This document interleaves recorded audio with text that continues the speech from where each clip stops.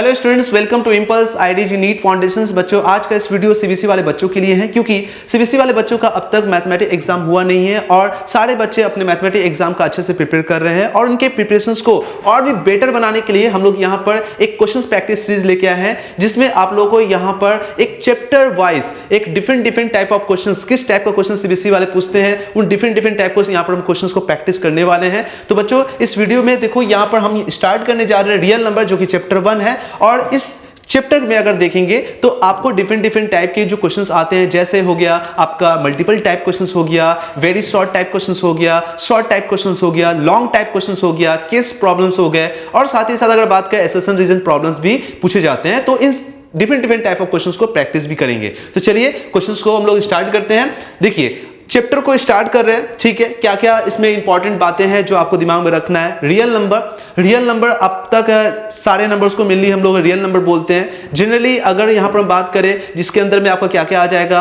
Natural number, whole number, integer, rational, irrational, है ना। इन सारे टॉपिक को आप लोग तो पढ़े होंगे, ठीक है ना। तो मेनली देखो, क्वेश्चंस को आप जब भी प्रैक्टिस करो ना, तो सबसे पहले आप चीज को पहले समझोगे कि क्वेश्चंस को कैसे सॉल्व किया जाए। और मेनली इस चैप्टर के अंदर में आपको क्या, आप एलसीएम हो गया, एचसीएफ हो गया, ये सब आपको पॉइंट का जरूरत पड़ेगा। तो चलते हैं हम लोग क्वेश्चंस को स्टार्ट करते हैं। देखिए, यहां पर पहला जो क्वेश्चन आ रहा है, जो कि इस टाइप के क्वेश्चंस मेनली पूछे जाते हैं, जो कि मल्टीपल टाइप क्वेश्चंस है। देखो कैसे हम यहां पर इसको सॉल्व करेंगे, इसमें क्या क्या इंपॉर्टेंट बातें हैं, इसको आप अच्छे से क्या करें, नोट डाउन करेंगे, ठीक है ना। देखो पहला क्वेश्चन पढ़ते हैं। क्या बोला है, if P square equals to 32 by में क्या बोला है, 50 है, देन P इज एन, क्या हो सकता है, P इज ए या एन बोल सकते हो। ये बोल रहा है क्या है, P का वैल्यू क्या होगा आपका, P का वैल्यू क्या होल नंबर होगा, P का वैल्यू क्या आपका इंटीजर होगा, P का वैल्यू आपका क्या रेशनल नंबर होगा, और P का वैल्यू क्या हो सकता है, इरेशनल नंबर हो सकता है। तो यही आपसे क्वेश्चन पूछा है। देखो बच्चे, क्वेश्चन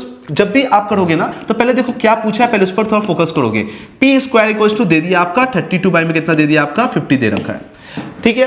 नाउ पहले ये क्वेश्चंस को आप क्या करोगे, पहले देखोगे कि क्या ये सिंपलीफाई हो रहा है। जब भी आपको कोई भी रेशियो के फॉर्म में दिया रहेगा, पहले देखो यार वो सिंपल फॉर्म में है कि नहीं, क्या वो कट रहा है कि नहीं कर रहा है, क्या वो किसी नंबर का मल्टीपल है कि नहीं। अगर है तो उसको काट दो, पहले काट दो। पहले देखो किस टेबल से कट रहा है। पहले सबसे पहले जब भी काटोगे ना, तो पहले छोटे टेबल से काटो, छोटे नंबर से काटो। देखो ये 2 से डिवाइड हो रहा है, 2 से पहले इसको काट दो। कितना देखो, तो 2 1 जा 2, 2 1 जा 2, 1 इधर चला गया, 12 हो गया। तो 2 6 जा कितना होता है, 12 होता है। तो यहाँ पर 16 आ गया। दूसरा क्या है, इसको जब काटोगे तो कितना आएगा, देखो 5 है, 2 2 जा 5, 2 2 जा 4, 2 2 जा 4 हो गया, और ये 1 चला गया, 2 5 जा कितना हो गया, 10 हो गया। नाउ तो अब देखो, P square equals to 16 by 25, ये हमारे पास सामने आया, और ये अब डिवाइड नहीं होगा, मतलब अब ये सिंपल फॉर्म में है, ये नहीं कटेगा। तो जब ये नहीं कटेगा ना, तो पहले क्या करोगे ना, अब उसका क्या कर, P स्क्वायर है ना, तो उसका स्क्वायर रूट कर दो, स्क्वायर रूट कर दो। तो बताओ यहाँ पर P इक्वल्स टू क्या आ जाएगा आपका, प्लस माइनस हो जाएगा, रूट ओवर कितना हो जाएगा आपका 16 बाई में कितना हो जाएगा 25 हो जाएगा, है ना। तो P स्क्वायर, जैसे P आपका स्क्वायर हटाओगे तो प्लस माइनस आता है, सिंपल सी बात है। तो बताइएगा प्लस के फॉर्म में होगा, माइनस के फॉर्म में होगा। तो बताओ P इक्वल्स टू क्या होगा यहाँ पर, 16 किसका स्क्वायर रूट होता है, 16 का स्क्वायर रूट अगर बात करते हो तो 4 होता है, आपको सबको पता है। तो प्लस माइनस यहाँ पर क्या आएगा, 4 बाई में कितना आएगा आपका 25 होता है, 5 होता है ना। तो एक बार P का वैल्यू क्या आ सकता है, एक बार P का वैल्यू आपका क्या आएगा, प्लस, मतलब प्लस तो लिखना नहीं है, जब भी हम लिख रहे हैं 4/5, और P का वैल्यू होता है एक -4/5, है ना। बताओ अब देखो P का वैल्यू क्या आ रहा है, 4/5, -4/5, एक +4/5। तो बताओ अगर हम बात करें 4 and 5 क्या है, 4 and 5 एक मेरे पास क्या है, इंटीजर है ना। 4 and 5 इंटीजर है, और आपको पता है जब भी कोई रेशनल नंबर होता है, तो रेशनल नंबर हमेशा क्या होता है, P/Q फॉर्म में होता है। जब भी आपका कोई भी रेशनल नंबर होता है, रेशनल नंबर होता है, तो ये रेशनल नंबर किस फॉर्म में होता है, P/Q फॉर्म में होता है। P and Q क्या होता है, P and Q आपका एक इंटीजर होता है, और Q जो डिनोमिनेटर में जो Q है ना, उसका वैल्यू 0 नहीं होना चाहिए। ये सब कंडीशन आप पढ़े हो, Q नॉट इक्वल टू 0, ये सब तो पढ़े हो ना आप लोग। तो बताओ P and Q आपका इंटीजर होना चाहिए, तब तो उसको हम क्या बोलेंगे, रेशनल नंबर बोलेंगे। तो पहले बताओ मेरा P जो है वो 4/5 है, 4 क्या है इंटीजर, 5 क्या इंटीजर, और अगर माइनस ले तो -4 भी तो इंटीजर, नेगेटिव इंटीजर है, एंड 5 है। तो सबसे पहले अगर हम बात करें यहाँ पर कि 4/5 4/5 जो आप देख रहे हो या -4/5 देख रहे हो, ये सब आप देख रहे हो एक इंटीजर है और दो इंटीजर का रेशियो जो होता है वो क्या होता है, आपका एक रेशनल नंबर होता है। तो मेरा होल नंबर नहीं है, मेरा इंटीजर नहीं है, मेरा क्या है, आपका रेशनल नंबर है। तो हमारे पास जो ऑप्शन होगा, ऑप्शन क्या होगा, आपका सी होगा। तो मतलब आपका पी का जो वैल्यू है वो एक रेशनल नंबर है। बोलो, ये क्वेश्चन अच्छे से क्लियर हुआ? एकदम एक एक चीज अच्छे से क्लियर करेंगे। और अगर ये वीडियो आपको अच्छा लग रहा है, हेल्पफुल हो रहा है, तो हमारे इस चैनल को, अगर नए हैं तो हमारे चैनल को सब्सक्राइब कर लीजिए। और वीडियो अगर अच्छा लग रहा है तो इस वीडियो को लाइक करना ना भूले। और मुझे कमेंट सेक्शन में लिख के बताइए आपका प्रिपरेशन कैसा हो रहा है, कैसा नहीं हो रहा है, सब हमको कमेंट सेक्शन में लिख के बताइए। अगर जरूरत होगा तो आपका हम जरूर हेल्प करेंगे, ठीक है ना। अगर व्हाट्सएप नंबर हमारा है 8981194074, आपका एग्जाम बहुत करीब है और किसी भी प्रॉब्लम्स में, किसी भी समय में अगर प्रॉब्लम है तो हमारे व्हाट्सएप नंबर पर भी आप सेंड कर सकते हैं, मैं आपको जरूर हेल्प करूंगा। चलो अच्छा, पहला क्वेश्चन बहुत क्लियर हो गया। पहला question p square equal to 32/50 जो है, जिसमें p का वैल्यू आपके एक रेशनल नंबर है, आपको ये पता चल गया। नाउ दूसरा क्वेश्चन ये है, क्या बोल रहा है, the sum of the exponent of the prime factor in the prime factorisation of the 196 अगर आप देख रहे हो 196 जो आप प्राइम फैक्टराइजेशन जब इसको करोगे तो उसका जो प्राइम फैक्टर निकल के आएगा, तो उन सारे प्राइम फैक्टर का जो एक्सपोनेंट है, मतलब एक्सपोनेंट मतलब पावर, मतलब एक्सपोनेंट मतलब पावर, उनकी पावर का सम बताना है आपको। बहुत सिंपल है, बहुत सिंपल है। देखो, आपको 196 का आपको पहले क्या करना है, प्राइम फैक्टराइजेशन निकालने आता है, हर बच्चों को आता है। तो चलो अब निकालते हैं 196 का। ऐसे निकालते हैं ना, देखो ये है ना, ऐसे ही निकालते हैं। बचपन में हम लोग वो सीखे, 6, 7, 8, 9 पढ़े ही हम लोग, ठीक है। पहले आप जब भी करोगे ना, पहले एक सिंपल करो, 2 से कर लेते हैं, ठीक है ना। 2 से कर लेते हैं। देखो 2 से ज्यादा डिवाइड हो रहा है, तो बताओ 2 9 जा कितना होता है, 2 9 जा 18 होता है, ठीक है, 18 होता है। 1 इधर चला गया, 2 8 जा 16 हो गया, ठीक है। फिर क्या करोगे, 98 क्या होगा, फिर से 2 से जा रहा है, 2 से फिर करो, 2 से करो, ठीक है। 2 4 जा 8 होगा, यहाँ पर 1 चला जाएगा, 2 9 जा 18 हो जाएगा, ठीक है। अब देखो किससे जा रहा है, 7 से जा रहा है। 49 7 में आता है ना, तो पहले क्या करोगे आप, 7 से कर लो। 7 7 जा 14 और ये 7 1 जा 7। तो बताओ यहाँ पर अगर प्राइम फैक्टराइजेशन अगर हम देखें यहाँ पर, तो 196 का जो अगर आ रहा है, 196 का कितना आ रहा है, 2 का देखो 2 × 2, फिर क्या होगा इंटू 7 × 7। मैं थोड़ा आराम से बता रहा हूँ आप सभी लोगों के लिए, क्योंकि मुझे नहीं पता है कि ये वीडियो जो देख रहे हैं वो बहुत डिफरेंट अगर आप बहुत ही टैलेंटेड हो, अगर आप अच्छे हो, बहुत मेहनती हो, तो सिंपल सा बात है, बहुत इजी लगता होगा आपको, है ना। जो बच्चे वीक हैं उन सारे बच्चों के लिए मैं थोड़ा सा आराम से बता रहा हूँ, जल्दी नहीं बता रहा हूँ, नहीं तो मैं थोड़ा सा स्टेप आगे बढ़ सकता हूँ, ठीक है ना। जैसे 2 का है, यहाँ पर डायरेक्ट 2 का स्क्वायर में लिख सकता था, है ना। यहाँ 7 है तो 7 का स्क्वायर लिख सकता था, क्योंकि आपको यहाँ पर क्या पूछा है, एक्सपोनेंट का सम पूछा है, मतलब पावर का सम। तो बताओ मैंने ये फैक्टराइजेशन जैसे निकाल लिया, प्राइम फैक्टर निकालने के बाद 196 में मैंने देखा कि ये देखो ये कितना पावर है, देखो तो 2 का पावर कितना 2 ही है, और यहाँ पर तो 7 का पावर कितना है, 7 का पावर भी कितना है आपका 2 ही है। तो बताओ इन दोनों का पावर को मैं जब ऐड करूंगा, ये आपका 2 और ये 2 को ऐड करूंगा, तो इनका पावर कितना आ जाएगा, तो इनका पावर अगर मैं लिखूंगा, पावर अगर मैं लिखूं तो पावर कितना आ जाएगा, 2 + 2 कितना आ जाएगा बताओ, 4 आ जाएगा, है ना। तो 196 का जो मेरा प्राइम फैक्टर का जो एक्सपोनेंट है, पावर जो आ रहा है वो कितना आ रहा है आपका, 2 + 2 4 आ रहा है। देखो ऑप्शन में आपको दिख रहा है, ऑप्शन में आपको 4 है, तो ये ऑप्शन आपका बी होगा, है ना। तो ऐसे क्वेश्चंस मेनली पूछे जाते हैं। चलो, तो इस टाइप के क्वेश्चंस को अच्छे से आप प्रैक्टिस करके जाओगे। और पीछे जो मैंने बताया, ये पी स्क्वायर मतलब आपका पी का जो वैल्यू है, whole number, rational number, integer या इरेशनल नंबर है, इसको भी अच्छे से करके जाओगे। ऐसे क्वेश्चंस मेनली पूछे जाते हैं एमसीक्यू में, ठीक है ना। नाउ अब थोड़ा आगे बढ़ते हैं क्वेश्चन नंबर 3 में। देखिए क्वेश्चन नंबर 3 में बोला क्या है, बोला है HCF मतलब highest common factor of 2 number is 113, है ना, 113 and their LCM मतलब lowest common multiple is the 56952, ठीक है ना। If one number is 904 then the other number is, तो अदर नंबर क्या होगा, ठीक है ना। तो अदर नंबर आपसे पूछ रहा है, या तो हो सकता है 7911 हो सकता है, या तो 7119 हो सकता है, सी क्या बोला है 7791 हो सकता है, और डी क्या बोला है 7971 हो सकता है। ये सारे आपके ऑप्शंस है। तो एक चीज मैं आपको बता दे रहा हूं, अगर आपका दूसरा नंबर और पहला नंबर और दूसरा नंबर आपको नहीं दिया है, पहला नंबर तो दे दिया, दूसरा नंबर आपसे पूछा अदर नंबर क्या होगा, और उसका HCF का वैल्यू दे दिया, HCF of the 2 number, 2 number आपके पास है, तो पहला नंबर क्या है, तो मैंने लिख रहा हूं यहाँ पर, मैं लिख रहा हूं यहाँ पर फर्स्ट नंबर या 1 नंबर जो आपको दे रखा है, 1 नंबर आपको दिया है 904, और अनदर नंबर जो है, अनदर नंबर जो आपको पूछा है आपसे, अनदर नंबर जो आपसे पूछा है वो हम मान लिए, लेट कर लिए x, अनदर नंबर क्या है आपका x, हमने लेट कर लिया, ठीक है। और उन दोनों का HCF कितना दिया, पहला जो HCF दे रखा है आपको, HCF दे रखा है आपको, कितना दिया है आपका 113 दे रखा है, और उसी 2 नंबर का आपका दोनों का LCM दे रखा है आपका, LCM दे रखा है आपका, LCM, ठीक है, ये दे रखा है कितना 56952 ये दे रखा है। तो अब बताओ, आपसे क्वेश्चन पूछा है कि बताओ x का वैल्यू क्या होगा। मैं एक चीज आपको बता दूं, मैं एक छोटा सा आपको एग्जांपल से समझाता हूं। मैं डायरेक्ट थ्योरी बता सकता हूं कि दो नंबर को जब आप मल्टीप्लाई करते हो, किसी दो नंबर को आप जब मल्टीप्लाई करोगे, मैं लेट बता दे रहा हूं थोड़ा सा।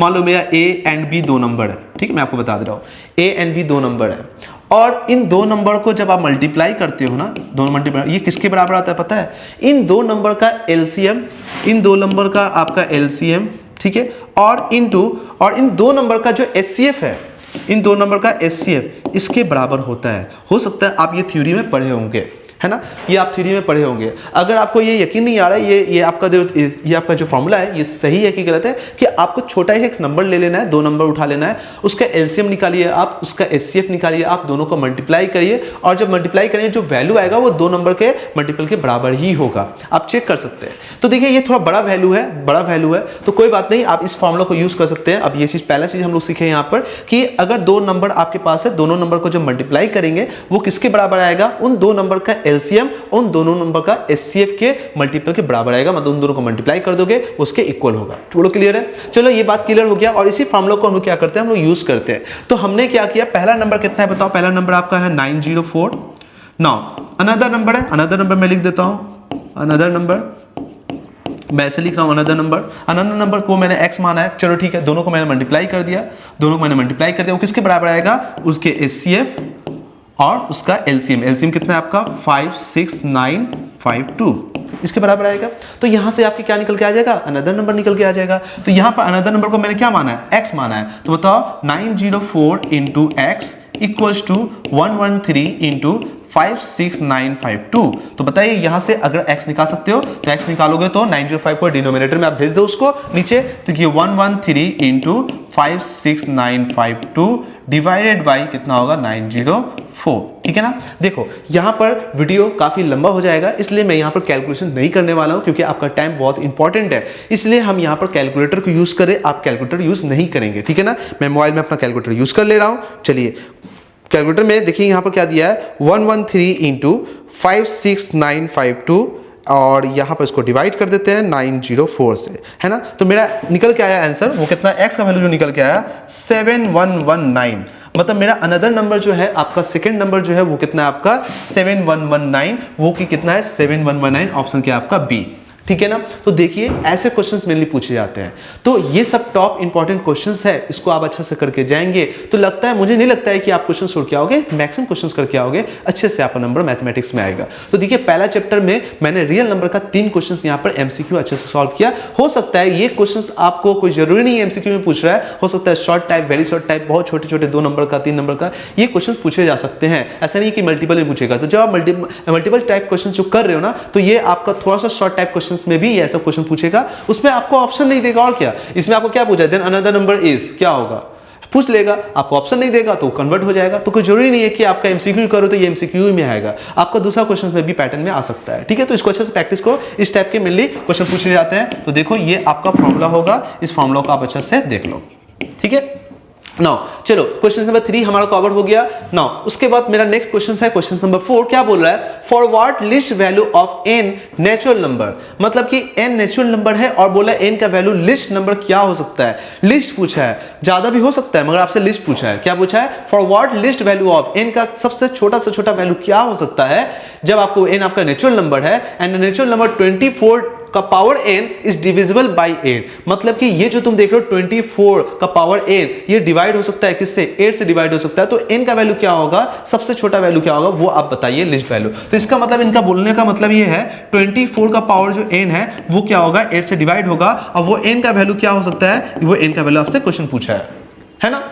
ये क्वेश्चन पूछा है। तो तुम एक बात बताओ, अगर ये क्वेश्चन पूछ रहा है तो पहले n का वैल्यू क्या डालोगे? क्योंकि आपका नेचुरल नंबर है, आपका n is a natural number, है ना? Value of n is a natural number. तो n का वैल्यू क्या डालोगे? पहले आप 0 तो नहीं डालोगे, 1 ही डालोगे। पहले 1 डाल के देखते हैं क्या होता है। अगर n का वैल्यू, इफ अगर हम बात करते हैं, इफ n का वैल्यू अगर बात करते हैं 1 डाल रहे हो, तो बताओ 1 के लिए क्या होगा आपका?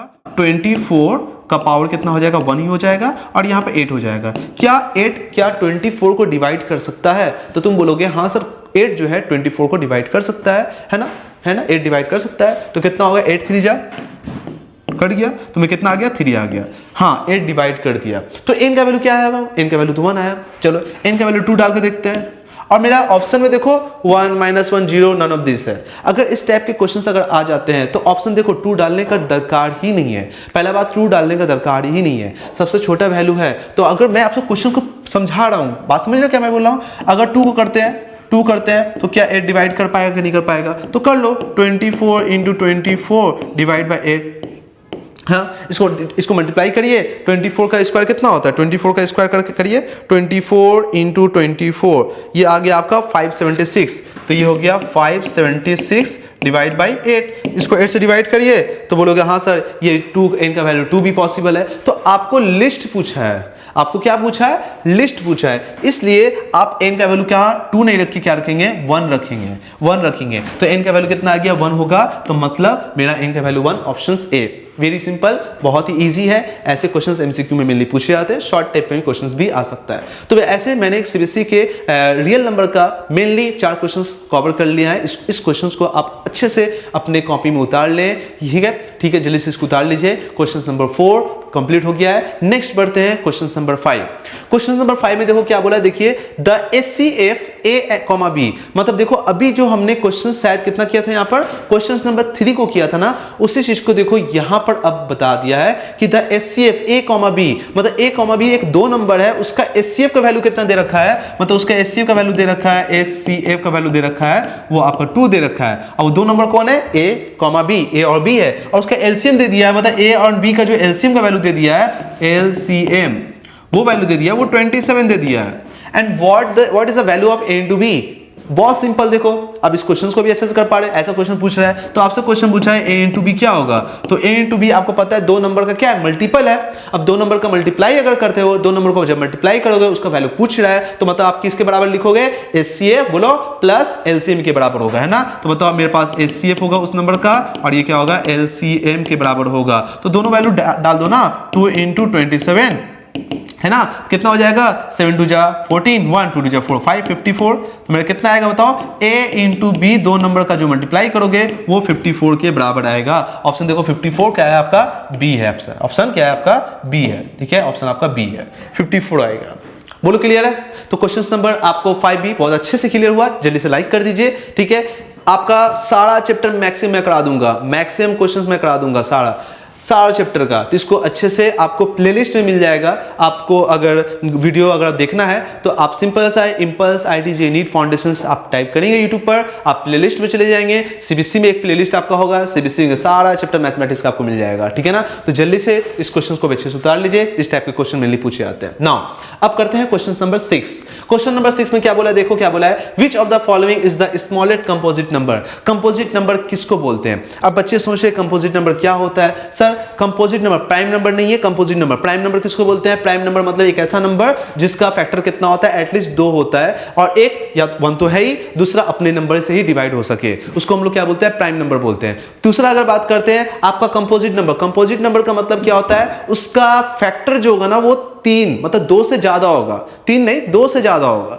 2 से ज्यादा से अगर कोई किसी नंबर से डिवाइड हो रहा है तो इसका मतलब वो क्या आपका कंपोजिट नंबर है। जैसे अगर मान लो मैं अगर 2 बोल दूं, ठीक है, जैसे मान लो मैं क्या बोल दूं 2 बोल दूं, जैसे 3 ले लेता हूं, ऑप्शन ए आपका 3 नंबर है, तो 3 किससे डिवाइड हो सकता है, तुम बताओ 3 किससे डिवाइड हो सकता है। तो 3 जो है ना वो तो सीधा सा 1 से डिवाइड होगा, 1 से डिवाइड हो सकता है। और दूसरा नंबर क्या है, 3 अपने ही नंबर से डिवाइड होगा, तो अपने नंबर से डिवाइड हो रहा है और कोई नंबर है ही नहीं, और कोई नंबर है ही नहीं, तो इसका मतलब 3 क्या है आपका, 3 आपका एक प्राइम नंबर है।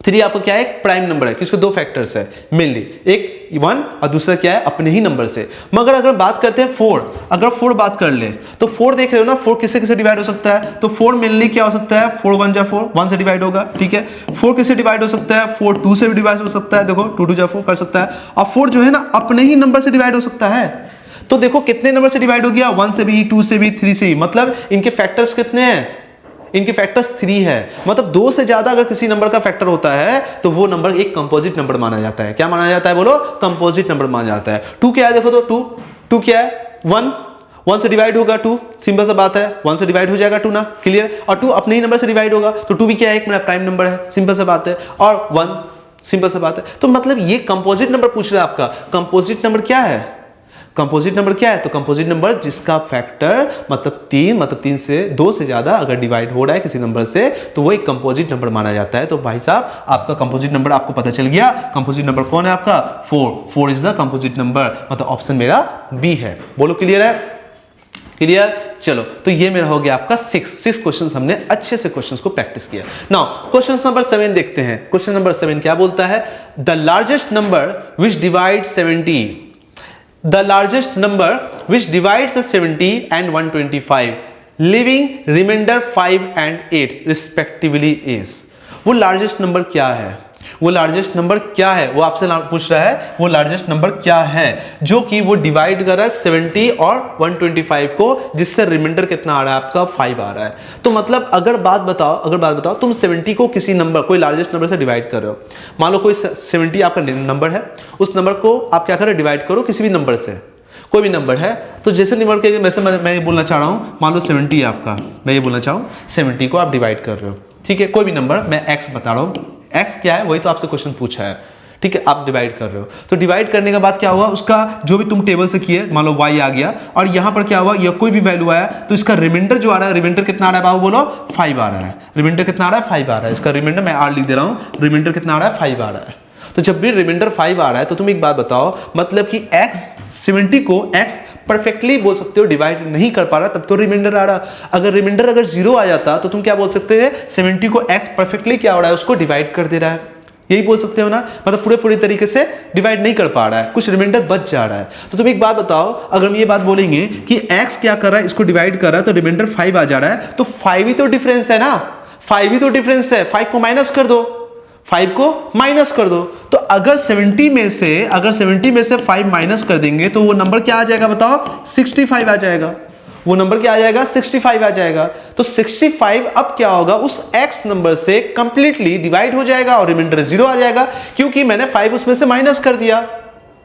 मतलब ये अब नंबर क्या आ गया? 65 बच गया। बात समझो थोड़ा सा, मतलब ये मैं बोलने मतलब है, मैं एक छोटा सा नंबर ले लेता हूं आपके लिए, सब छोटा सा नंबर ले लेता हूं, जैसे मान लो 8 है, ठीक है। तुम 3 से डिवाइड कर रहे हो, तो 3 से डिवाइड कर 3 2 जा क्या होगा? 6 करोगे, देखो रिमाइंडर कितना आ जा रहा? 2 आ रहा। तो बताओ 8 में से जो 6 है को माइनस किए तब तो मैं 2 आया रिमाइंडर। तो मतलब कि ये 3 जो है ना, 6 को 3 डिवाइड करता है कंप्लीटली, मगर 8 को नहीं करता है। क्यों? क्योंकि 8 कितना डिफरेंस है? 2 कम है, रिमाइंडर आ रहा है। देखो मेरा क्या 8 क्या है? ज्यादा है 6 से, तो 2 आपका रिमाइंडर आ रहा। तो बताओ 8 को क्या करना? -2 से कर देंगे, रिमाइंडर जो आ रहा था माइनस कितना आ जाएगा? 6। अब बताओ जो नंबर आ रहा है क्या 3 को डिवाइड कर सकता है कंप्लीटली परफेक्टली? हाँ सर कर सकता है। तो वैसे ही मैं बात कर रहा हूं यहां पर, वही चीज मैं बात कर रहा हूं यहां पर कि अगर जो तुम डिवाइड कर रहे हो, ठीक है, x से डिवाइड कर रहे हो, वो नंबर जो देख रहे हो यहां पर 70 है, तो अगर x 70 को डिवाइड करते हो y से, मल्टीप्लाई किया x y जब कुछ आया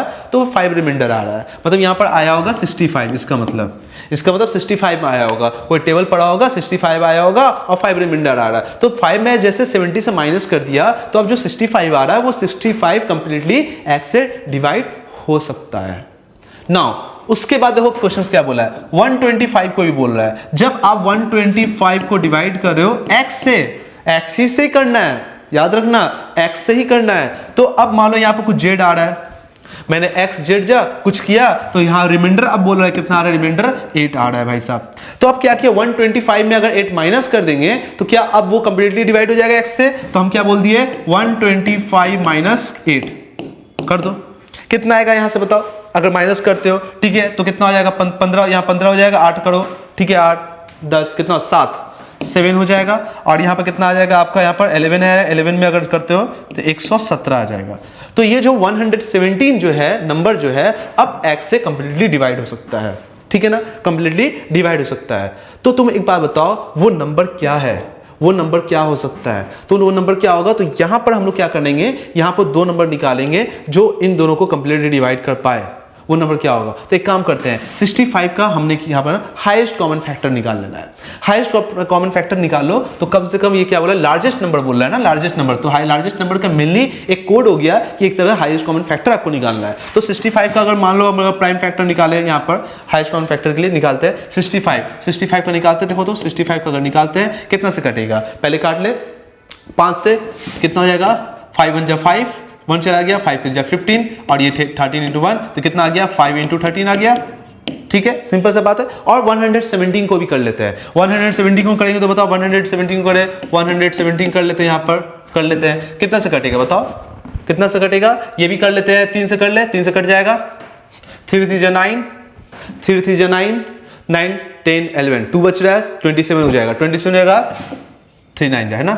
देखो यहाँ पर कितना है 13 से कर सकता है 3 और ये भी कितना होगा 3 बन जा 3, ऐसे 3 से पहले जा ही रहा था ना। इसका कितना आ जाएगा बताओ, तो इसका आ जाएगा आपका 3 इंटू 3 इंटू 13, ये आ गया। तो बताओ इन दोनों नंबर का हाईएस्ट कॉमन फैक्टर क्या है, देखो ये 13 और ये देखो 13, यही है ना हाईएस्ट कॉमन फैक्टर। तो हम बोल सकते हैं HCF ऑफ 65 एंड 65 कैसे लिखा गया, देखो 65 एंड बोल सकते हो 117 को जो डिवाइड कर रहा है वो हाईएस्ट कॉमन फैक्टर कितना है बोलो 13 आ रहा है। तो ये 13 जो नंबर है मैक्सिमम वो क्या कर रहा है, इसको दोनों को डिवाइड कर रहा है। तो हाईएस्ट कॉमन फैक्टर कौन हो गया आपका 13 हो गया, ऑप्शन ए। और आपको चेक करना है कि सही है कि नहीं है, तो आप चेक भी कर सकते हो। देखो यहाँ पर 13 रख दो, अब यहाँ पर 13 रख दो और यहाँ पर 70 रख दो। अब वो x के जगह पर क्या रखा गया बताओ, x के जगह पर 13 रखा गया। अब x के जगह पर 13 रखा गया तो बताओ अब टेबल पढ़ो, देखो कितना आ रहा है, देखो तो कितना आ रहा है, देखो तो 13 का टेबल पढ़ो। ठीक है, 13 5 जा 65, देखो 65 आ रहा था ना, तो कितना रिमाइंडर आ रहा है बताओ, यहाँ पर रिमाइंडर 5 आ जा रहा है। तो यही तो बोला था रिमाइंडर 5 आ रहा है, तो वो नंबर कौन सा है 13 है। दूसरा अगर करना चाहते हो 13 कर दो, कितना 125, इसको डिवाइड करो, 39 जा 117, तो 170 करोगे कितना आएगा बताओ, 8 आएगा। यहाँ से देखो कितना आ रहा है, 8 आ रहा है, हो गया। सिंपल सा बात है, देखो प्रूफ भी हो गया। तो मेरा वो नंबर क्या है, वो लार्जेस्ट नंबर क्या है, लार्जेस्ट नंबर बता, हाईएस्ट कॉमन फैक्टर का निकाल लिए तो लार्जेस्ट नंबर निकल के आया सर 13 है, तो 13 मेरा आंसर होगा। बोलो क्लियर है, मजा आया इस टाइप का क्वेश्चंस करने में। तो ऐसे मेनली क्वेश्चंस पूछे जाते हैं आपके एग्जाम में, तो ऐसे आप एमसीक्यू प्रैक्टिस करके जाओ। अब तक हमने एमसीक्यू 7 क्वेश्चंस प्रैक्टिस किया अच्छे से, है ना। इसको अच्छे से आप लोग उतार लो, ठीक है। इसमें बहुत सारे ट्रिक ली है, कब यहाँ पे एचसीएफ यूज होगा, कब एलसीएम यूज होगा, यही बच्चे बहुत ही कंफ्यूज होते हैं। तो किस पैटर्न में क्या यूज होगा ये आपको मैंने अच्छे से बता दिया, ठीक है ना। ओके नाउ उसके बाद देखते क्या बोल रहा है, 2 नंबर्स, आपके पास 2 नंबर है, 2 number are in the ratio, एक रेशियो में 2 नंबर का क्या आपका रेशियो है, 2 नंबर है। तो मान लो मेरा फर्स्ट नंबर क्या है, लेट कर लो। अच्छा, ये very short answer type questions, आपका एमसीक्यू कंप्लीट हो गया। 7 क्वेश्चन मैंने आपका एमसीक्यू लेके आया हूं, ठीक है। उसके बाद अगर वेरी शॉर्ट टाइप क्वेश्चंस आपका कंप्लीट स्टार्ट हो गया। देखो यहाँ पर लेट क्या बोला है, 2 number are in the ratio, 2 number है आपका और वो 2 नंबर आपका रेशियो के फॉर्म में दिया है, ठीक है ना। लेट कर लो, फर्स्ट नंबर आपका कितना है 2x, क्योंकि रेशियो में दे रखा है तो एक को 2x मान ले रहे। दूसरा क्या है आपका, दूसरा नंबर आपका क्या है आपका 3x है, तब तो रेशियो 2/3 होगा। नाउ देयर एलसीएम इज 180 और उन दोनों का एलसीएम कितना दे रखा है, उन दोनों का एलसीएम दे रखा है, एलसीएम दे रखा है आपका 180। What is the HCF of this number, और उनका एचसीएफ आपको निकालना है। अब देखो अगर आपको 2 नंबर का रेशियो दे रखा है तो मैंने यहां पर एक नंबर को 2x मान लिया, दूसरा नंबर को मैंने 3x मान लिया, और दोनों का एलसीएम दे रखा है आपको 180, है ना, दे रखा है। तो आपको इससे पूछा है, तो बताओ 2 नंबर को जब आप मल्टीप्लाई करते हो तो क्या होता है, वो किसके बराबर आता है, वो एलसीएम और एचसीएफ के प्रोडक्ट के बराबर आता है ना। तो चलो वही अप्लाई कर लेते हैं, 2x into 3x equals to, वो किसके बराबर आएगा, एलसीएम कितना दे रखा है बताओ 180, और एचसीएफ मैं यहाँ पर एचसीएफ लिख देता हूँ, ठीक है। तो एचसीएफ आपसे पूछा है तो निकाल लीजिए। तो यहाँ पर क्या होगा, जैसे ये काम करते हैं बच्चे तो यहां पर एक गलती कर लेते हैं, इसलिए तो मैं बताऊं सर आप तो ये बताए थे, तो मैंने यहां पर अप्लाई कर दिया। माऊ ये बात बताओ, यहां पर x आपका अननोन है और यहां पर एचसीएफ भी अननोन है, आप कैसे निकालोगे। हाँ भले आपको 2 नंबर एग्जैक्टली दे देता, अगर 2 नंबर आपको एग्जैक्टली दे देता तो आप डायरेक्ट कर सकते थे, ठीक है। 2 नंबर दे देता, 2 और 3 अगर मान लो दे दिया तो दोनों को मल्टीप्लाई कर देते, वहां पर x तो है ही नहीं, वो तो नोन था, और इससे वहां से निकाल लेते। यहाँ पर 2 अननोन चीज है, तो इसलिए आप इसको यूज ऐसा ना करें। तो आप कैसे सॉल्व करेंगे सर, ठीक है, ये रूल है मगर वो नोन होगा तब x, ये तो रेशियो में दिया हुआ है ना। तो आप क्या करोगे, देखो अब यहां से आपको एलसीएम दे रखा है, बताओ एलसीएम है क्या। एलसीएम जो है अगर आप देख रहे हो वो आप देखो, एलसीएम जब 180 का लेते हो आप, एलसीएम लेते हो उन 2 नंबर का, तो कोई भी 2 नंबर का जब आप एलसीएम लेते हो तो इसका मतलब क्या, 2 नंबर का एलसीएम लेते हो। मैं 2 नंबर ले लेता हूं आपको समझाने के लिए। देखो यहां पर क्या क्या दिया, देखो देखिए वो क्या कि सर 2 नंबर ले लीजिए, जैसे मान लीजिए 2 और ये हो गया आपका 10, मान लो 2 नंबर मैंने ले लिया 2 and 10, यहाँ क्या है 2x और 3x है, मैं यहाँ 2 and 10 ले लिया, ठीक है। अब बताओ ये 2 1 जा 2, 2 1 जा 2 और 2 5 जा 10, फिर 5 1 जा 5, ये तो जानता। तो इसका एलसीएम कितना आ गया, एलसीएम में कितना आ गया 10 आ गया। तो अब बताओ कि 10 का जो प्राइम फैक्टराइजेशन कितना है, प्राइम फैक्टर कितना है 5 and 2 आया, मतलब कि अगर मैं बात करूं 2 into 5 आया, यही आया। तो अगर तुम एलसीएम लेके आ रहे हो तो 2 नंबर जो आप देख रहे हो 2 and 10 जो है मैंने उसको किया तो उसका प्राइम फैक्टर कितना 2 and 5 आ रहा। तो बताओ ये जो है 2 जो प्राइम फैक्टर जो आ रहा वो 2 को भी डिवाइड कर रहा है, ये जो है वो 10 को भी डिवाइड कर रहा है, 5 जो है वो इसको भी डिवाइड कर रहा है और 5 जो है वो 10 को भी डिवाइड कर रहा है। तो इसका मतलब जो एलसीएम आप निकालते हो ना, जितने उसके प्राइम फैक्टर आ सकते हैं तो वो दोनों को डिवाइड कर सकता है। तो तुम ही बताओ कि 2x का प्राइम फैक्टर कितना आएगा 2 into x, 2 भी है, 2 भी एक और x भी आएगा। और यहां से देखो 3x को डिवाइड करने वाला जो प्राइम फैक्टर अगर निकालते हो कितना आता है 3 आएगा और x भी आएगा। तो मेनली मेरा प्राइम फैक्टर अगर आप निकालना चाहते हो, मैं इसको हटा देता हूं, मैं इसको डिलीट कर देता हूं, मैं आपको समझाने के लिए किया था। आप इसको अगर उतारना चाहते हो तो उतार सकते हो, ठीक है। मैं इसको हटा देता हूं, आपको समझाने के लिए मैंने सब लिखा था, चलो इसको डिलीट कर देता हूं। अब एक बात बताओ कि इन 2 नंबर को अगर आप उसके एलसीएम ले रहे हो तो कौन कौन से प्राइम फैक्टर आ सकते हैं, प्राइम फैक्टर कितना आ सकता है बताओ कि 2x and 3x क्या आएगा x आएगा, x भी डिवाइड कर सकता है उसको, ठीक है। दूसरा 2 भी आएगा, उसका 3 भी आ सकता है, बोलो क्लियर है। तो मतलब इन सबको जब तुम मल्टीप्लाई करोगे तो वो किसके बराबर आएगा 180 के बराबर आएगा ना। तो आप क्या निकाल रहे हो, आप एलसीएम निकाल रहे हो। तो एलसीएम तो ये होता है जितने सारे प्राइम फैक्टर को आप जब मल्टीप्लाई करते हो तो एलसीएम के बराबर ही आता है। तो एलसीएम के बराबर किसका आया, वो x उसका प्राइम फैक्टर निकल के आ गया, 2 उसका प्राइम फैक्टर निकल के आ गया और 3x को भी डिवाइड कर सकता है। तो ये इतना ही हो सकता है और कोई नंबर नहीं हो सकता, यही प्राइम फैक्टर इसके आएंगे। तो x तो यहाँ पर अननोन है। अब यहाँ पर क्या हो जाएगा 6x इक्वल्स टू कितना आएगा 180। तो x यहाँ पर कितना निकल के आ जाएगा बताओ 180/80 कितना आ जाएगा 30।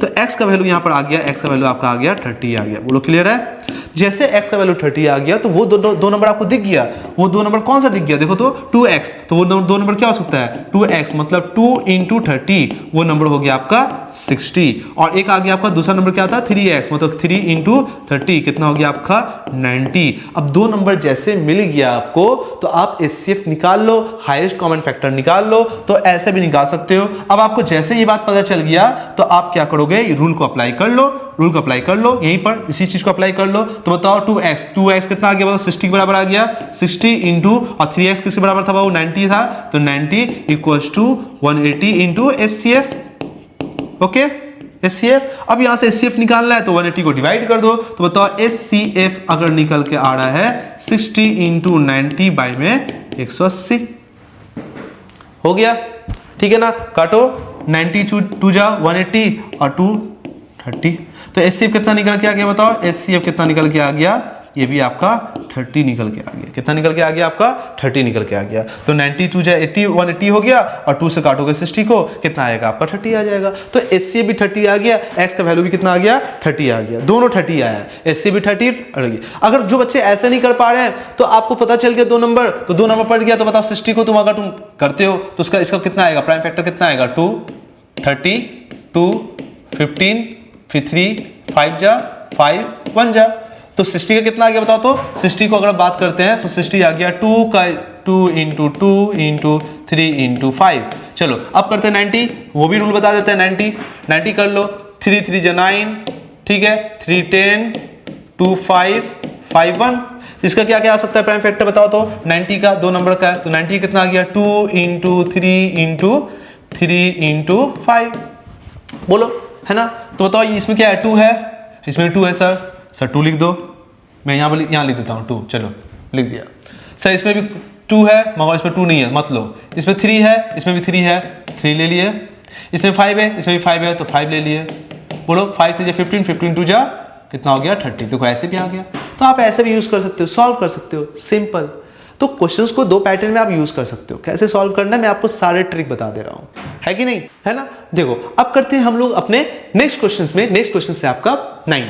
देखो 9 नंबर ने बोला क्या है, राइट द वेदर बोला है क्या 2√45 plus 3√20 divide by 2√5 on simplifications give the irrational और इरेशनल नंबर। जब आप इस चीज को आप सिंप्लीफाई करोगे, है ना, आपको जो दिया हुआ है उसको अगर आप सिंप्लीफाई करते हो तो सिंप्लीफाई करने के बाद वो जो फाइनल मेरा आंसर आ रहा है वो रेशनल है कि इरेशनल है ये आपको बताना है। तो चलो इसको अच्छे से सिंप्लीफाई कर लेते हैं। चलो आइए देखिए, इसने बोला क्या है, क्वेश्चन ये बोला है 2 मैं थोड़ा साइड कर लेता हूं इसको आराम से। चलो इसको ले लेते हैं यहां पर 2√45 प्लस 3√20 डिवाइडेड बाय 2√5। चलो इसको सिंप्लीफाई करते हैं। बाबू देखो, जब भी आप सिंप्लीफाई करोगे ना तो पहले रूट के अंदर में देखोगे क्या उसका एलसीएम ले लो। एलसीएम लेने के बाद आप एलसीएम लेने के बाद फाइनल देखो इसका 45 का प्राइम फैक्टर निकालो। ऐसे प्राइम फैक्टर बोल सकते हो। प्राइम फैक्टर जैसे निकालोगे तो रूट के अंदर से जो बाहर निकल के आ रहा है रूट के बाहर उसको पहले निकाल दो।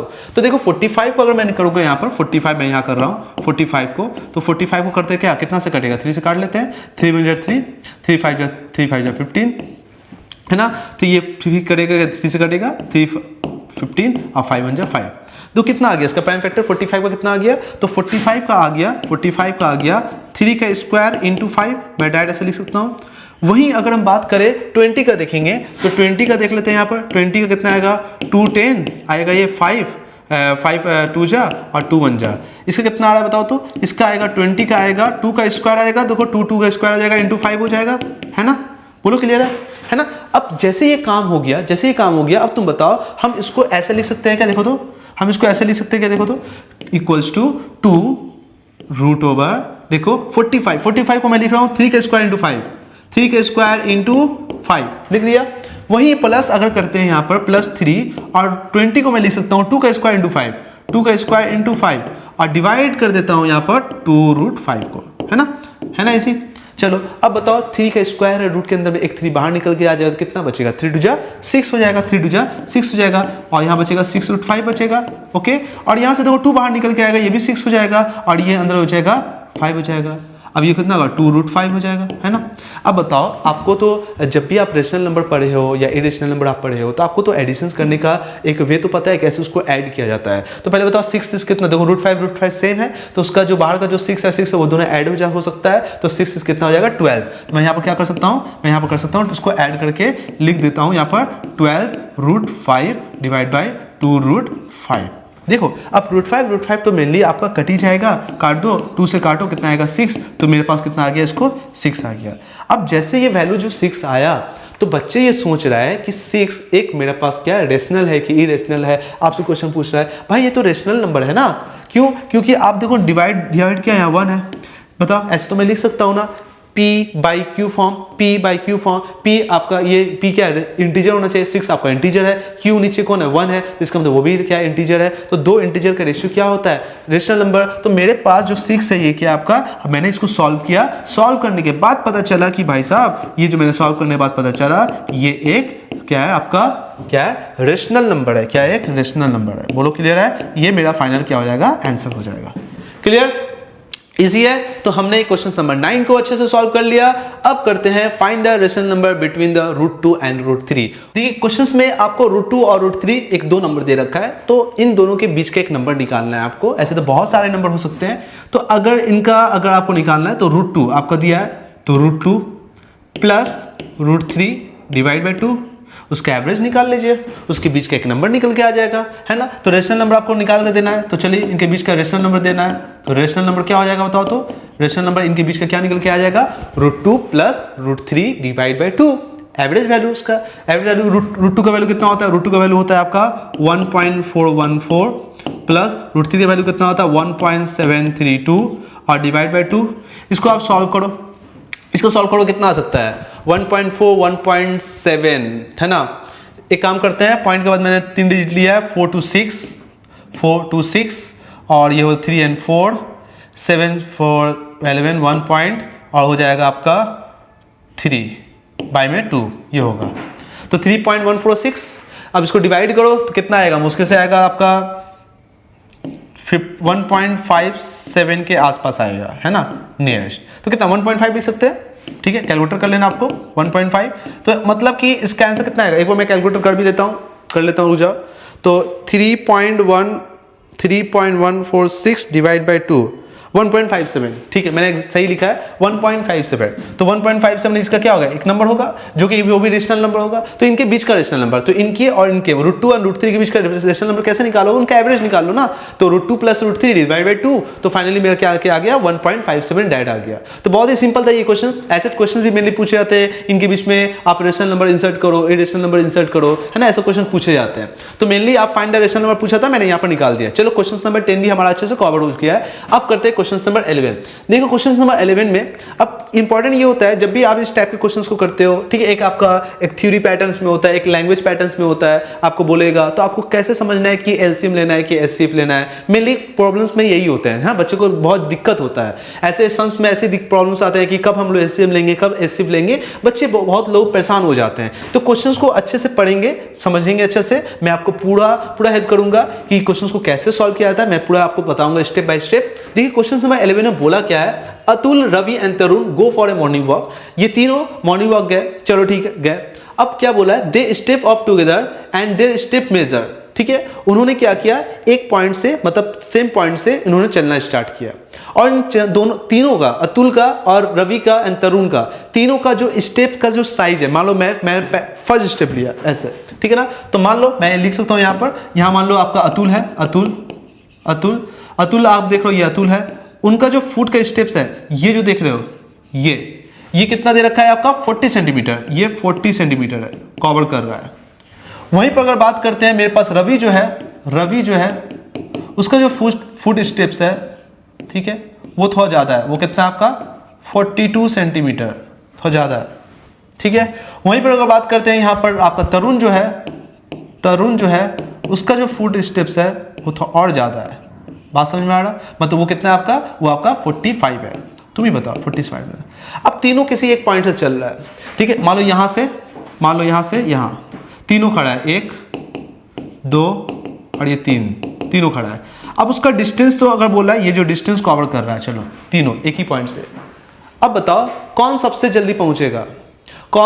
जल्दी पहुंचेगा, तो तुम बोलोगे सर भाई तरुण, क्योंकि तरुण का फुट स्टेप ज्यादा है, 45 है, वो कम स्टेप में उतना डिस्टेंस कवर कर लेगा। वो डिस्टेंस मालूम मेरा कितना है, x है, x डिस्टेंस, सभी के लिए x डिस्टेंस है, सेंटीमीटर है। और उसके बाद कौन होगा बताओ, रवि का फुट स्टेप उससे थोड़ा कम है, मगर अब बोल सकते हो थोड़ा सा ज्यादा स्टेप ले सकता है। अतुल का तो और भी छोटा है, वो और ज्यादा स्टेप लेके कवर करेगा। तो वही क्वेश्चन पूछा है क्या कि द मिनिमम डिस्टेंस, देखो बोल दिया है minimum distance it should walk so that, वो कितना कम से कम डिस्टेंस होगा जिससे वो आपका etch can cover the same distance, और हर एक अतुल, रवि, तरुण हर एक क्या करेगा, सेम डिस्टेंस कवर करेगा इनकम्प्लीट स्टेप्स में। और वो कितने स्टेप्स होगा ये नहीं पूछा है, कितने स्टेप्स में करेगा, ये बोला है कि वो मिनिमम डिस्टेंस आपको बताना है। अगर पूछता है कितना स्टेप्स है तो वो भी आपको निकाल देंगे, घबराइए मत, ठीक है। पहली चीज को समझिए क्वेश्चन में क्या बोल रहा है। तो आपका पहला जो पॉइंट नोट करने वाला होगा वो होगा आपका मिनिमम डिस्टेंस का मतलब लोवेस्ट, मिनिमम लोवेस्ट ऐसे समझ लो, लोवेस्ट कॉमन मल्टीपल आपसे पूछ रहा है इसका मतलब। तो यहां पर कौन सा फॉर्मूला लगेगा, आपका कॉन्सेप्ट लगेगा लोवेस्ट का। तो आप निकालोगे क्या, एलसीएम, किसका एलसीएम निकालना है, एलसीएम निकालना होगा 40 का, 42 का एंड 45 का। ध्यान से सुनोगे, है ना। तो मतलब हम क्या करेंगे यहाँ पर 40 का, 42 का और 45 का एलसीएम फट से निकाल लेंगे। अब जैसे फट से निकालेंगे तो वो जो मेरा प्राइम नंबर आएगा, उस prime factor, sorry not prime number, prime factor जो आएगा, उस प्राइम फैक्टर को हम लोग क्या करेंगे, मल्टीप्लाई कर लेंगे, मतलब उसका एलसीएम निकाल लेंगे, वो डिस्टेंस आपको पता चल जाएगा। तो चलिए फटाफट निकाल लेते हैं। चलिए आइए, चलिए पहला आपको तो निकालने आता ही है ना, आता ही है। तो पहले कर लेते हैं, किससे कर ले, 2 से कर लेते हैं, 2 से कट रहा है, 2 से कर लेते हैं। चलो आ जाओ, चलो 2 2 जा 4, 2 2 जा 4, 2 1 जा 2, 45 नहीं कटता, वैसे ही उतार दो, आ जाओ, क्या हो रहा है, डिस्टेंस हो गया, उसे उतार, जो नहीं कट रहा है वैसे ही उतार दो। अभी भी 2 से कटे, 5 से कर लेते हैं, ठीक है, 5 से 5 4 जा 20, 5 4 जा 20, ठीक है, 21 नहीं कटता, ये 9 में कट जाएगा। अब 3 से कट रहा है ना, 3 से काट दो, ये 4 नहीं कटेगा, वैसे उतार दो, 7 जा 3 3 जा 9, ठीक है। अब एक बार 4 से ले लो, 4 1 जा 4, 7 नहीं कट रहेगा, वैसे उतार दो, फिर 7 से एक बार कर लो, ठीक है। अब 3 से एक बार कर लो, सब 1 1 आ गया, 1 1 आ गया, कंप्लीट छोड़ दो। अब बताओ यहाँ पर आपका कितना 42 और 45 का एलसीएम कितना आ गया, 2 इंटू 3 कितना, 2 बार आया, 3 का स्क्वायर इंटू और फिर आया आपका 4 भी आया और 5 भी आया, 5 के बार आया, एक ही बार आया और 7 भी एक ही बार आया। तो अगर मान लो 2 का स्क्वायर करें या 2 का क्यूब कर दे, मैं इसको हटा देता हूँ, 2 का क्यूब कर देते हैं, डायरेक्ट हो जाएगा, है ना, कि 4 2 जा 8 होता है 2 का क्यूब। अब इसको हम डायरेक्ट सॉल्व कर ले रहे हैं। देखो एलसीएम मैं डायरेक्ट कर रहा हूँ, 2 का क्यूब 8, 3 3 जा 9 और हो गया 5 × 7, 2520 आ रहा है। कितना आ रहा है? 2520। तो 2520 ये आ गया इतना सेंटीमीटर, सेंटीमीटर में दिया था, हाँ सेंटीमीटर, मतलब 2520। मैं एक बार आंसर देख लेता हूँ आपका, 2520 सेंटीमीटर एग्जैक्ट सही है। तो ये आपका आंसर होगा। तो हमने यहाँ पर एलसीएम निकाल लिया, एलसीएम ऑफ ऐसे लिखना, एलसीएम ऑफ किसका लिखना, 40, 42 और 45 का एलसीएम मैंने कितना निकाल के आया, 2520। तो ये हमारा आंसर हुआ। अगर यही क्वेश्चन आपसे पूछ लेता कि बताओ अतुल कितने स्टेप्स में इतना डिस्टेंस कवर करता है, तो तुम आप ही बताओ ना, 40 सेंटीमीटर कवर करा एक स्टेप में, तो बताओ 2520 डिस्टेंस कवर करेगा कितने स्टेप में, डिवाइड कर लो। तो अतुल का अगर बात करते हैं नंबर ऑफ स्टेप्स, मैं ऐसे लिख सकता हूं number of steps by Atul कितना होगा, तो लिखोगे 2520 डिवाइड बाय कितना आएगा 40। इसको काट लो डायरेक्ट फटाफट, ठीक है, टाइम बर्बाद नहीं करते, कैलकुलेटर यूज करते हैं, डिवाइड बाय 40।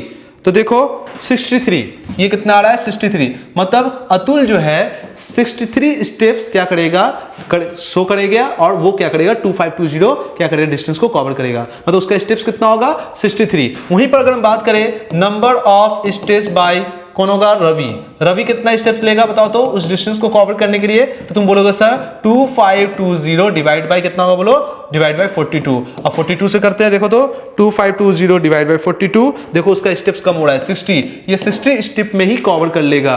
दूसरा बात करते हैं number of steps by the Tarun कितना करता है, तरुण कर लेते हैं, तरुण कितना होगा बताओ तो, तरुण के लिए हो जाएगा 25, मैं यहां पर लिख देता हूं तरुण का 2520 डिवाइड बाय कितना होगा बताओ 45। अब करते हैं 2520 डिवाइड बाय 45, मतलब 56, इसका स्टेप कितना होगा 56, मतलब 56 स्टेप्स लेगा और क्या करेगा तरुण उस डिस्टेंस को कवर करेगा। तो सबसे कौन कम स्टेप्स ले रहा है, 56 कौन कर रहा है, 56 तरुण कर रहा है। क्यों कर रहा है, क्योंकि उसका फुट स्टेप ज्यादा है, फुट स्टेप्स अगर बात करो तो उसका साइज ज्यादा है 45 है, वहीं पर फिर रवि का फिर अतुल का। देखो कैसे क्वेश्चंस बन रहा है। तो आपको समझना पड़ेगा कि क्वेश्चंस में आपको एलसीएम कब यूज करना है और एचसीएफ कब यूज करना है। बहुत से बच्चे परेशान रहे है ना, इसलिए तो मिनिमम डिस्टेंस बोला था, मैंने फट से पकड़ लिया एलसीएम निकालना, तो उसके हिसाब से मैंने यहाँ पर सॉल्व कर लिया और आंसर है 2520, जो कि क्वेश्चन पूछा था मिनिमम डिस्टेंस कितना होगा। क्लियर। चलो अब करते हैं क्वेश्चन नंबर, क्या करते हैं क्वेश्चन नंबर 12। तो क्वेश्चन नंबर 12 में देखो क्या बोला है, देखो यहाँ पर एक्सप्लेन, आपको एक्सप्लेन करना है। देखो ऐसे भी क्वेश्चन पूछे जाते हैं। y बोला है 17 × 5 × 11 × 3 × 2 plus 2 × 11 is a composite number. आपको प्रूफ करना है कि ये सारा जो आपको दिया हुआ है ना, ये एक्सप्रेशन, इस एक्सप्रेशन को अगर बात कर रहा है तो तुम बताओ कि यार क्यों ये कंपोजिट नंबर है, आपको प्रूफ करके बताना है। तो एक बार नंबर लिख लेते हैं, वो ये ठीक है, नंबर लिख लेते हैं 17 × 5 × 11 × 3 × 2 प्लस 2 × 11, ये होगा। तो पहले आपको पता है पहले ऐड नहीं करते, पहले मल्टीप्लाई करते हैं। तो यहाँ पर देखो 11 2 जा कितना होगा 22, पहले इसको कर लेते हैं। तो बताओ 17 × 5 × 11 × 3 × 2 प्लस, पहले देखो इसको मल्टीप्लाई किया तो कितना आ गया 22 आ गया, है ना, 22 आ गया। अब 22 आया ना, तो देखो यहाँ पर 22 है, तो मैंने क्या किया 11 को मल्टीप्लाई कर दिया, क्योंकि सारा तो मल्टीप्लाई में फॉर्म में है ना। क्या इसको हम ऐसे लिख सकते हैं, हाँ लिख सकते हैं सर। देखो ऐसे मैंने ब्रैकेट दिया आपको समझाने के लिए। तो क्या मैं 11 को मल्टीप्लाई कर दूं 2 से, कर सकता हूं सर। तो 11 2 कितना होगा 22 हो जाएगा, यहाँ भी 22 कॉमन निकाल लेंगे। ये बहुत ही अच्छा क्लियर समझ में आया। तो 70 × 5 × 11 2 22 × 3, ठीक है, प्लस 22। देखो मैं ब्रैकेट में जानबूझ के रख रहा हूं आपको समझाने के लिए, और कुछ नहीं है। अब देखो इसमें 22 है, यहाँ भी 22 है, कॉमन निकाल लेते हैं। तो जैसे 22 कॉमन निकाल लिए तो यहाँ पर बचा कितना 17 × 5 × 3 प्लस 22। अब बताओ आपको क्या पता चल, सॉरी प्लस 2 कितना होगा, कॉमन निकाल लिए ना, कॉमन निकाल ले तो कितना हो जाएगा, इसको ब्रैकेट को भी हटा देते हैं, रुजा ब्रैकेट को भी हटा देते हैं। नाउ कितना होगा प्लस 1 बचेगा, क्योंकि 22 कॉमन निकाल लिए। तो बताओ 22, अब यहां से ध्यान से देखो, मैं इसको मल्टीप्लाई करता हूं, 73 जा कितना होगा 5 to 15 मैं डायरेक्ट मल्टीप्लाई कर दे रहा हूँ 17 इंटू 5 इंटू 3। आप नहीं करेंगे, आप कैलकुलेटर यूज़ नहीं करेंगे। यह आएगा 255 प्लस 1 तो ये हो जाएगा 256। तो यहाँ पर मैं सॉल्व कर रहा हूँ तो 22 ये हो जाएगा आपका 256। देखो सबसे पहले अगर हम बात करें, अब बच्चा यहाँ पर सोच रहा है सर 22 को और 56 को किसको तोड़े। आप बताओ ये 22 इंटू 56 करेंगे वो किसके बराबर आएगा? पूरा इसके सॉल्यूशन के बराबर आएगा। मतलब आप इसको जब सॉल्व करोगे, जो भी सॉल्व करके कोई भी नंबर आएगा वो इसके नंबर के बराबर आएगा, है ना? क्लियर है ना? तो तुम बताओ ये एक पूरा जो तुम बोल रहा है, ये जो पूरा नंबर है एक कंपोजिट आपको करना है। कंपोजिट का मतलब क्या होता है सर? वो 3 नंबर से या 3 डिजिट से डिवाइड हो सकते हैं। मतलब उसके फैक्टर कितने हो सकते हैं? उसके फैक्टर आपका मेनली कितना हो सकते हैं? 3, मतलब 2 से ज्यादा। मेनली ऐसे ही होता है, 2 से ज्यादा। तो यहां पर अगर आपको 3 अगर हो जा रहा है तो 2 से ज्यादा है तो 3 कर लो, 3 से ज्यादा भी कर सकते हो। दरकार क्या है? आप 2 से ज्यादा प्रूफ कर दो। 2 से ज्यादा कोई नंबर से डिवाइड हो रहा है या उसके फैक्टर्स हैं तो मतलब वो कंपोजिट नंबर है। सिंपल सा बात है। तो हम क्या कर दिए, 22 को कन्वर्ट कर दिए 11 2 22 और ये हो गया 256। हो गया ना? बोलो तो क्या इस नंबर को हम ऐसे लिख दिए 3 मल्टीपल फॉर्म में? मतलब 11 को अगर 11 इस नंबर को डिवाइड कर सकता है, पूरे जो नंबर है वो 2 भी डिवाइड कर सकता है और पूरे नंबर को ये 256 भी डिवाइड कर सकता है। बोलो क्लियर है ना? क्लियर? जैसे ऐसे देख लेते हैं 22 बाई में 256। क्या इस नंबर को 11 डिवाइड कर सकता है? हाँ सर, 11 2 22 काट सकता है। और मैं और लिख दे रहा हूँ, ठीक है, आपको समझाने के लिए, ठीक है, और लिख दे रहा हूँ। क्या 22 को 256 जो नंबर है, ये पूरा ऊपर का नंबर, ये ऊपर नंबर मतलब ये नंबर, समझ में आ रहा है? बाई में क्या ये 2 डिवाइड कर सकता है? हाँ, 2 11 से कर सकता है सर। 256 इंटू 22 डिवाइड बाई 256 ये भी डिवाइड कर सकता है। मतलब आपको 2 11 और यहाँ 256 ये आपका मिनिमम, मैंने आपको बता रहा हूं मिनिमम ये आपका फैक्टर निकल के आ रहा है। वो कितना? आपका 3 निकल के आ गया। इसका मतलब इस वैल्यू को ये 3 ऐसे नंबर है जो डिवाइड कर रहा है उसको। इसका मतलब क्या है? इसका प्राइम फैक्टर 2 से ज्यादा है। 3 मैंने यूज किया, 4 भी हो सकता है, 5 भी हो सकता है। जब इसको तुम तोड़ सकते हो 256 को और मल्टीपल फॉर्म में तुम तोड़ सकते हो, है ना? इसका प्राइम नंबर निकाल कर तुम कर ही सकते हो। तो इसका मतलब लोवेस्ट आपको यही प्रूफ करना था कि ये कंपोजिट नंबर है। कंपोजिट नंबर प्रूफ करने का ये मतलब था कि आपका फैक्टर आपको दिखाना था 2 से ज्यादा। मैंने 3 दिखा दिया, इसका ये मतलब हो गया कि भाई साहब ये जो है एक्सप्लेन मैंने कर दिया कि ये कंपोजिट नंबर है। तो फाइनली लिख देना कि ये इसका 3 फैक्टर आपको दिखाई दे रहा है, 2 से ज्यादा है, इसलिए ये नंबर आपका क्या है? एक कंपोजिट नंबर है। फाइनल। बोलो क्लियर है? समझ में आया? चलो 12 भी मैंने कवर कर लिया। अब उसके बाद करते हैं, देखो यहां पर 13 नंबर क्वेश्चन थे। देखो 13 नंबर क्वेश्चन में क्या करना है? 13 नंबर क्वेश्चन में करना क्या है? क्वेश्चन बहुत ही सिंपल है। देख, लैंग्वेज देख के मत डर जाना। बच्चे लैंग्वेज देख के डर जाते हैं, क्या पता मैं कर पाऊंगा कि नहीं कर। एक बार पढ़ तो लो, मैं आपको सिखा रहा हूं, पढ़ तो लो। 50 people's work in the cooperative society. Cooperative society है, उस सोसाइटी में बोल रहा है 50 आदमी काम करता है और बोल दिया all of them use their own conveyance for the travelling. ठीक है, कन्वेंस में मतलब कि अपना सुविधा के लिए, ट्रेवल करने के लिए उन्होंने कुछ गाड़ी का इंतजाम किया है। या तो कोई बाइक से आ रहा है, कोई कार से आएगा, कोई साइकिल से आएगा, है ना? कुछ तो कुछ अपना यूज कर रहा है। तो यहां बोल दिया ऑल ऑफ देम, उसमें से बोल रहा है own conveyance for the travelling 20 peoples use their the scooter. मतलब उसमें से आपका 50 पीपल में से 20 आदमी जो है वो क्या कर रहा है? स्कूटर से क्या करता है? वो आता है, ठीक है ना? स्कूटर से आता है कोऑपरेटिव सोसाइटी में काम करने के लिए। और दूसरा बोल दिया है कि आपका 12 गो बाय देयर कार। मतलब 12 जो है थोड़ा अमीर है भाई, कहां से आता है भाई? कार से आता है। ठीक है भाई साहब, ठीक है। उसके बाद क्या बोला है? 16, मैं ऐसे कर दे रहा हूं, ठीक है, मैं इसको अंडरलाइन कर दे रहा हूं, आपको समझ में आ जाएगा। 12 आपको कहां से आ रहा है? कार से आ रहा है। 16 कहां से आ रहा है? पब्लिक ट्रांसपोर्ट से आ रहा है। कोई बस होगा, पब्लिक का जो ट्रांसपोर्ट होता है, पब्लिक ट्रांसपोर्ट बेसिस पर। एंड 2 जो हो रहा है बाय यूज द बाईसाइकिल। बहुत बेचारा गरीब होगा, अपना साइकिल रखा हुआ लेके आ रहा है। चलो ठीक है भाई। तो मतलब आपको पता चल गया कि 20 पीपल आपका स्कूटर से आ रहा है, 12 कहां से? कार से आ रहा है, 16 आपका पब्लिक ट्रांसपोर्ट से आ रहा है और आपका 2 आपका बाईसाइकिल से आ रहा है। Find the HCF of 20 16 12 and 2। बहुत सिंपल है, एचसीएफ निकालना है भाई साहब। तो डरना नहीं है इतना लैंग्वेज से देखकर, पहले क्वेश्चन तो पढ़ लो भाई क्या बोला है। तो 20 16 और 12 एंड 2 का क्या निकालने बोला है आपको? इन सब का आपको निकालने बोला है, एचसीएफ निकालने बोला है। तो कोई बात नहीं, चलो 20 का कर लेते हैं, 20 का कर लेते हैं, आ जाओ। तो 20 का कर लेते हैं। 20 का कितना होता है? 20 का होगा 2 इंटू 2, 4 हो गया, 2 इंटू 5 है था। बात क्लियर? 16 कर लेते हैं, छोटा छोटा नंबर है, 2 इंटू 2 इंटू 2, 2 2 4, 4 2 8, 8 2 16, 8 2 16, 16 लिख दो जल्दी से, ठीक है। अरे यार क्या लिख दे रहे, आ जाओ, मल्टीप्लाई लिखना था, चलो इंटू 2, ठीक है। 2 2 4, 4 2 8, 8 2 16, उसके बाद वो कितना है 12, 12 कर लो, हो गया। 2 इंटू 2 इंटू 3, 3 2 6, 6 2 12, और 2 है, 2 का क्या लिखना है, 2 इंटू 1 लिख दो, कोई प्रॉब्लम नहीं है ना। तो हाईएस्ट कॉमन फैक्टर पूछा भाई साहब, तो हाईएस्ट कॉमन फैक्टर कैसे निकालेंगे, देखिए तो एचसीएफ कितना निकल के आया बताओ, एचसीएफ निकल के आ जाएगा बताओ, यहाँ 2 है, यहाँ 2 है, यहाँ 2 है, यहाँ भी 2 है, चलो भाई 2 लिख दिए, ठीक है। अब तो कुछ करना ही नहीं है, अब तो कुछ करना ही नहीं है, तो एचसीएफ कितना निकल के आ जाएगा, एचसीएफ आपका 2 ही निकल के आ जाएगा, बताओ सिंपल।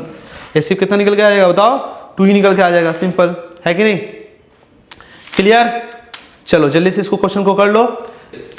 अब करते हैं हम लोग अपने नेक्स्ट क्वेश्चंस में। नेक्स्ट क्वेश्चन आपका क्या है, 14। 14 क्या है, प्रूफ करना है।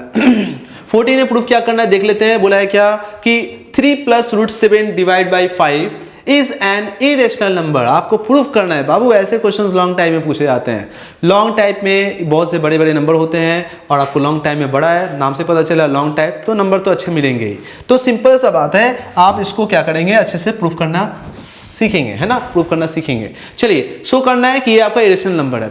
जब भी आपको शो करना होगा ये इरेशनल नंबर है ना, तो आप पहले मानो कि ये एक रेशनल नंबर है, और रेशनल नंबर प्रूफ ना कर पाओ तो बोल देना भाई ये रेशनल नंबर नहीं है, तो ये क्या होगा, इरेशनल नंबर है फाइनली, ठीक है ना। तो चलो हमने लेट कर लिया, मान लिया कि आपका 3 + √7 बाई में 5 ये एक क्या है, ये एक रेशनल नंबर है। क्या ये एक रेशनल नंबर है, हमने मान लिया कि हमको प्रूफ करना है भाई रेशनल नंबर है। रेशनल नंबर प्रूफ हो गया तो सिंपल सा बात है, तो वो रेशनल ही हो जाएगा, और नहीं हो पाया तो बोल देंगे रेशनल है देख के फाइनली। तो हमने ये लेट कर लिया कि 3 बाई में √7 is equal divide by 5 is the rational number. अगर ये रेशनल नंबर है तो क्या हम ये लिख सकते हैं बताओ तो, 3 √7 बाई में 5 इक्वल्स टू p/q। तो किस फॉर्म में होगा बताओ, p/q फॉर्म में होगा।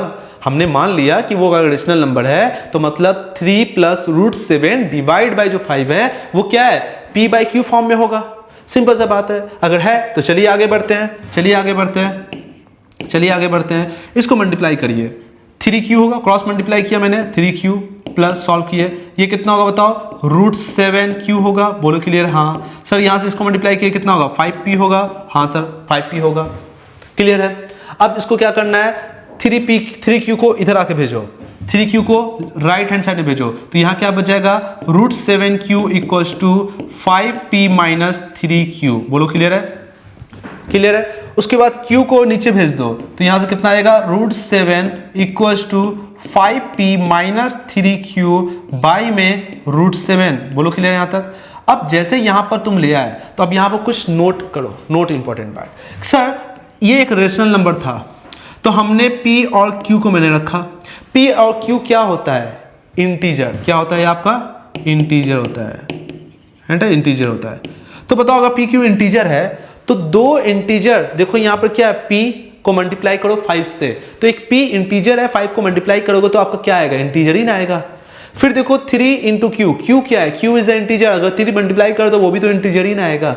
और इन दोनों इंटीजर को 5p इंटीजर और 3p इंटीजर, 3q इंटीजर को जब माइनस करते हो तो दो इंटीजर का सब्ट्रैक्शंस क्या आता है, वो भी तो क्या होता है, वो भी तो मेरा इंटीजर ही आएगा। मतलब हमको पता चल गया कि ये क्या है भाई साहब, मैंने क्या कर दिया, बहुत बड़ा गलती कर दिया।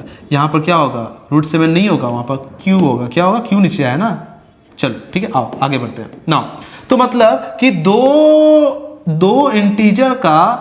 दो इंटीजर को जब तुम सब्ट्रैक्ट करते हो तो वो भी तो इंटीजर ही आता है ना। तो हमने बोल दिया क्या, 5p माइनस 3q जो वैल्यू है, ठीक है, न्यूमरेटर में वो क्या है, वो भी क्या है आपका इंटीजर है। क्या है आपका, इंटीजर है, बोलो क्लियर है। और जो q है, q तो तुमको पता ही है, वो भी तो इंटीजर ही है, मैंने ऑलरेडी रेशनल नंबर में बात किया ही था। और आपको पता है q नॉट इक्वल टू 0, हाँ भाई q 0 नहीं है, ये भी प्रूफ ऑलरेडी पता है। तो तुम ही बताओ कि मेरे पास दो बातें आ रहा है नोट करके, एक मेरा लेफ्ट हैंड साइड, एक है RS राइट हैंड साइड। तो बताओ राइट हैंड साइड क्या है, राइट हैंड साइड आपका रेशनल नंबर है, क्योंकि ये दोनों मैंने किया तो वो भी रेशनल नंबर का मतलब क्या, दो इंटीजर, और दो इंटीजर, ये भी इंटीजर, ये भी इंटीजर, तो बताओ ये भी इंटीजर है, ये भी इंटीजर है, तो दोनों इंटीजर का अगर तुम रेशियो लेते हो, डिवाइड करते हो, तो क्या आता है, वो भी आपका क्या होता है, रेशनल नंबर होता है। तो हमको पता चल गया, ये क्या कर दिया मैंने, चलो कीप कर लेते हैं। आओ, तो पहले बताओ यहाँ पर क्या पता चला, यहाँ के पता चला सर कि दो इंटीजर का रेशियो एक रेशनल नंबर होता है। तो बताओ आरएचएस क्या है, आरएचएस राइट हैंड साइड आपका निकल के आया, ये एक रेशनल नंबर है ना। और लेफ्ट हैंड साइड में क्या नजर आ रहा है भाई साहब, तो लेफ्ट हैंड साइड में आपको पता चल रहा है भाई साहब एलएचएस आपका इरेशनल नंबर है कि √7 आपका क्या है, इरेशनल नंबर होता है ना, √7 आपका इरेशनल नंबर होता है। तो मतलब आरएचएस अगर हम बात करें, ये आपका इरेशनल नंबर होता है ना। और आपका आरएचएस जो तुमको नजर आ रहा है वो क्या नजर आ रहा है आपका, वो आपका एक रेशनल नंबर नजर आ रहा है ना। तो तुम ही बताओ, दोनों में कॉन्ट्राडिक्शंस आ गया ना। हमने तो प्रूफ किया था ये वैल्यू रेशनल नंबर है, मतलब राइट हैंड साइड तो रेशनल आ रहा है, मगर एलएचएस आपका क्या आ रहा है, आपका इरेशनल आ रहा है। तो इसका मतलब कि एलएचएस नॉट इक्वल्स टू, मतलब कॉन्ट्राडिक्शंस हो रहा है, आरएचएस एलएचएस के बराबर नहीं है, मतलब उनके बीच में क्या आ रहा है, कॉन्ट्राडिक्शंस हो रहा है। मतलब कि मेरा दोनों आपका रेशनल हो जाता तो हम बोल देते रेशनल, दोनों मेरे पास इरेशनल होता तो इरेशनल बोल देते। मगर फाइनली हम बोल सकते हैं, हमने तो प्रूव किया था, ये क्या था, लेट किया था कि ये एक रेशनल नंबर है। मेरा राइट हैंड साइड तो रेशनल आ रहा है, मगर ये वैल्यू क्या आ रहा है, आपका इरेशनल आ रहा है। इसका मतलब मेरा रेशनल मानना गलत था, वो है क्या, इरेशनल नंबर है। तो फाइनली हमने बोल दिया कि ये वैल्यू क्या है आपका, ये कैसा आपका इरेशनल नंबर है। तो प्रूफ हो गया ना कि आपका ये वैल्यू क्या है, आपका एक इरेशनल नंबर है। फाइनली प्रूफ, hence proof हो गया। मतलब LHS is the contradictions of RHS, therefore बोल सकते हो this expression is irrational number।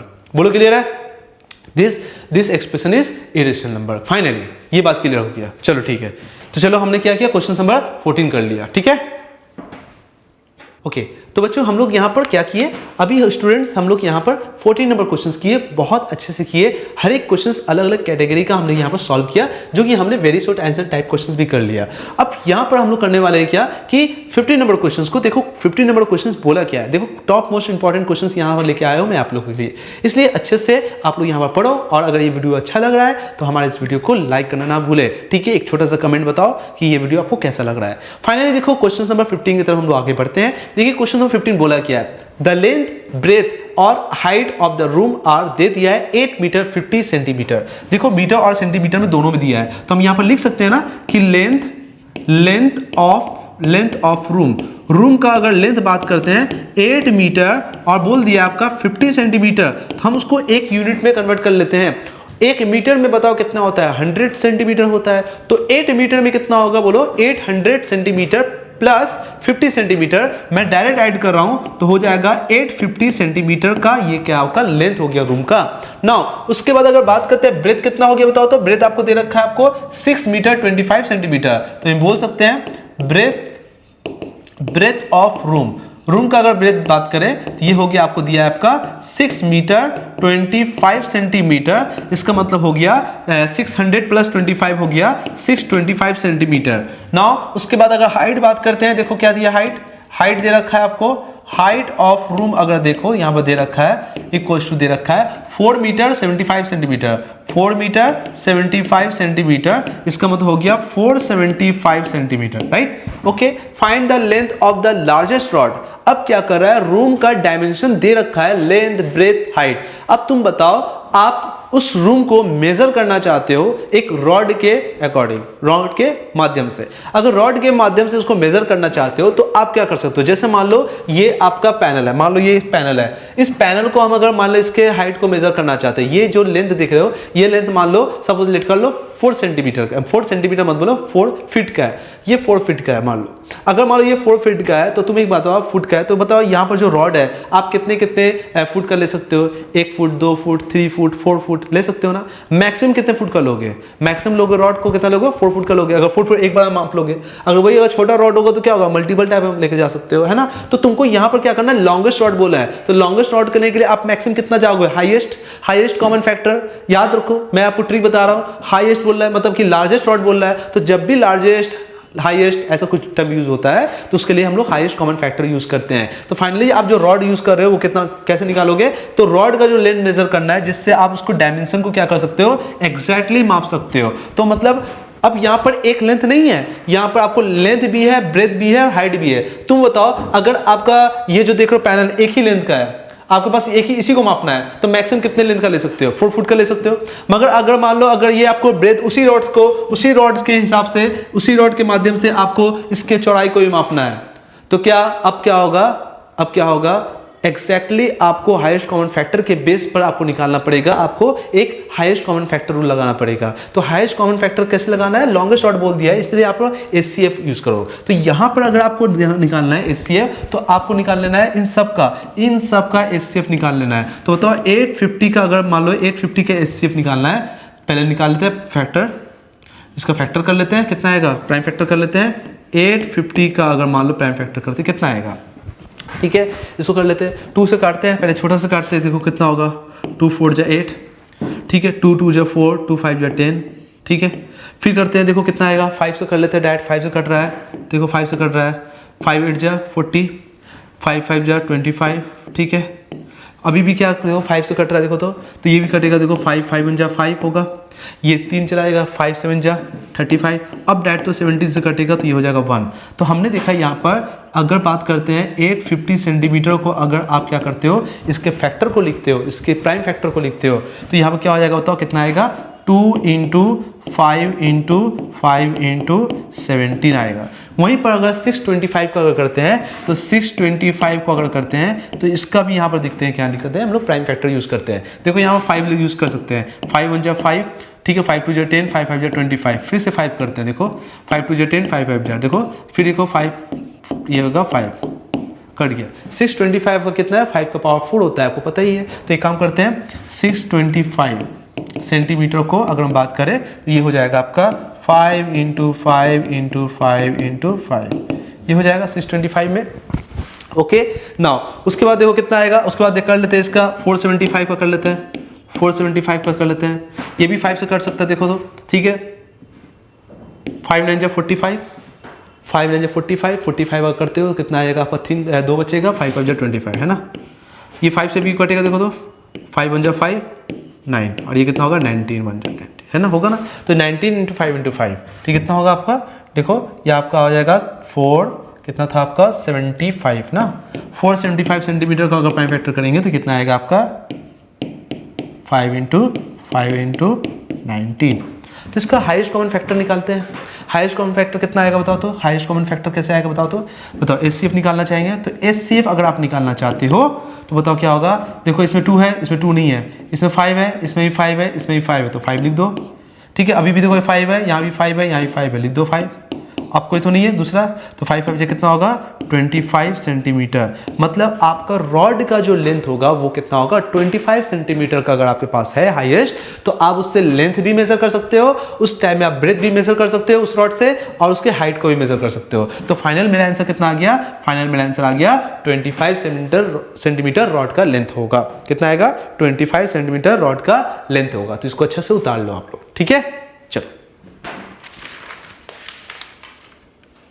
ना चलो मैंने आंसर देख लिया है, आपका आंसर कितना है 25 ही है ना।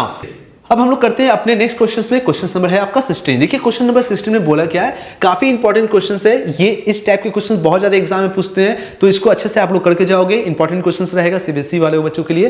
तो चलिए इस क्वेश्चन को हम लोग करते हैं। क्वेश्चन क्या बोला है, a class of 20 boys and 15 girls. मान लो एक क्लासरूम है, उसमें कितना है आपका बॉयज कितना दे रखा है, आपको बॉयज दे रखा है आपका 20 बॉयज है उसमें, और आपका गर्ल्स कितना है, गर्ल्स आपका 15 गर्ल्स है, ठीक है। तो टोटल कितना हो गया आपका, टोटल हो गया 35, मतलब उसमें स्टूडेंट्स है ना, 25 स्टूडेंट्स है। मैं यहाँ पर लिखता हूँ, यहाँ पर बॉयज जो है आपका पास कितना है आपका 20 है, और जो गर्ल्स है आपका कितना है आपका 15 है, ठीक है, क्लियर। और टोटल कितना हो गया, टोटल स्टूडेंट्स अगर बात करते हैं, टोटल स्टूडेंट्स हमारा हो गया 35 हो गया। दोनों को मैंने मिला दिया, मतलब एक क्लासरूम के अंदर में।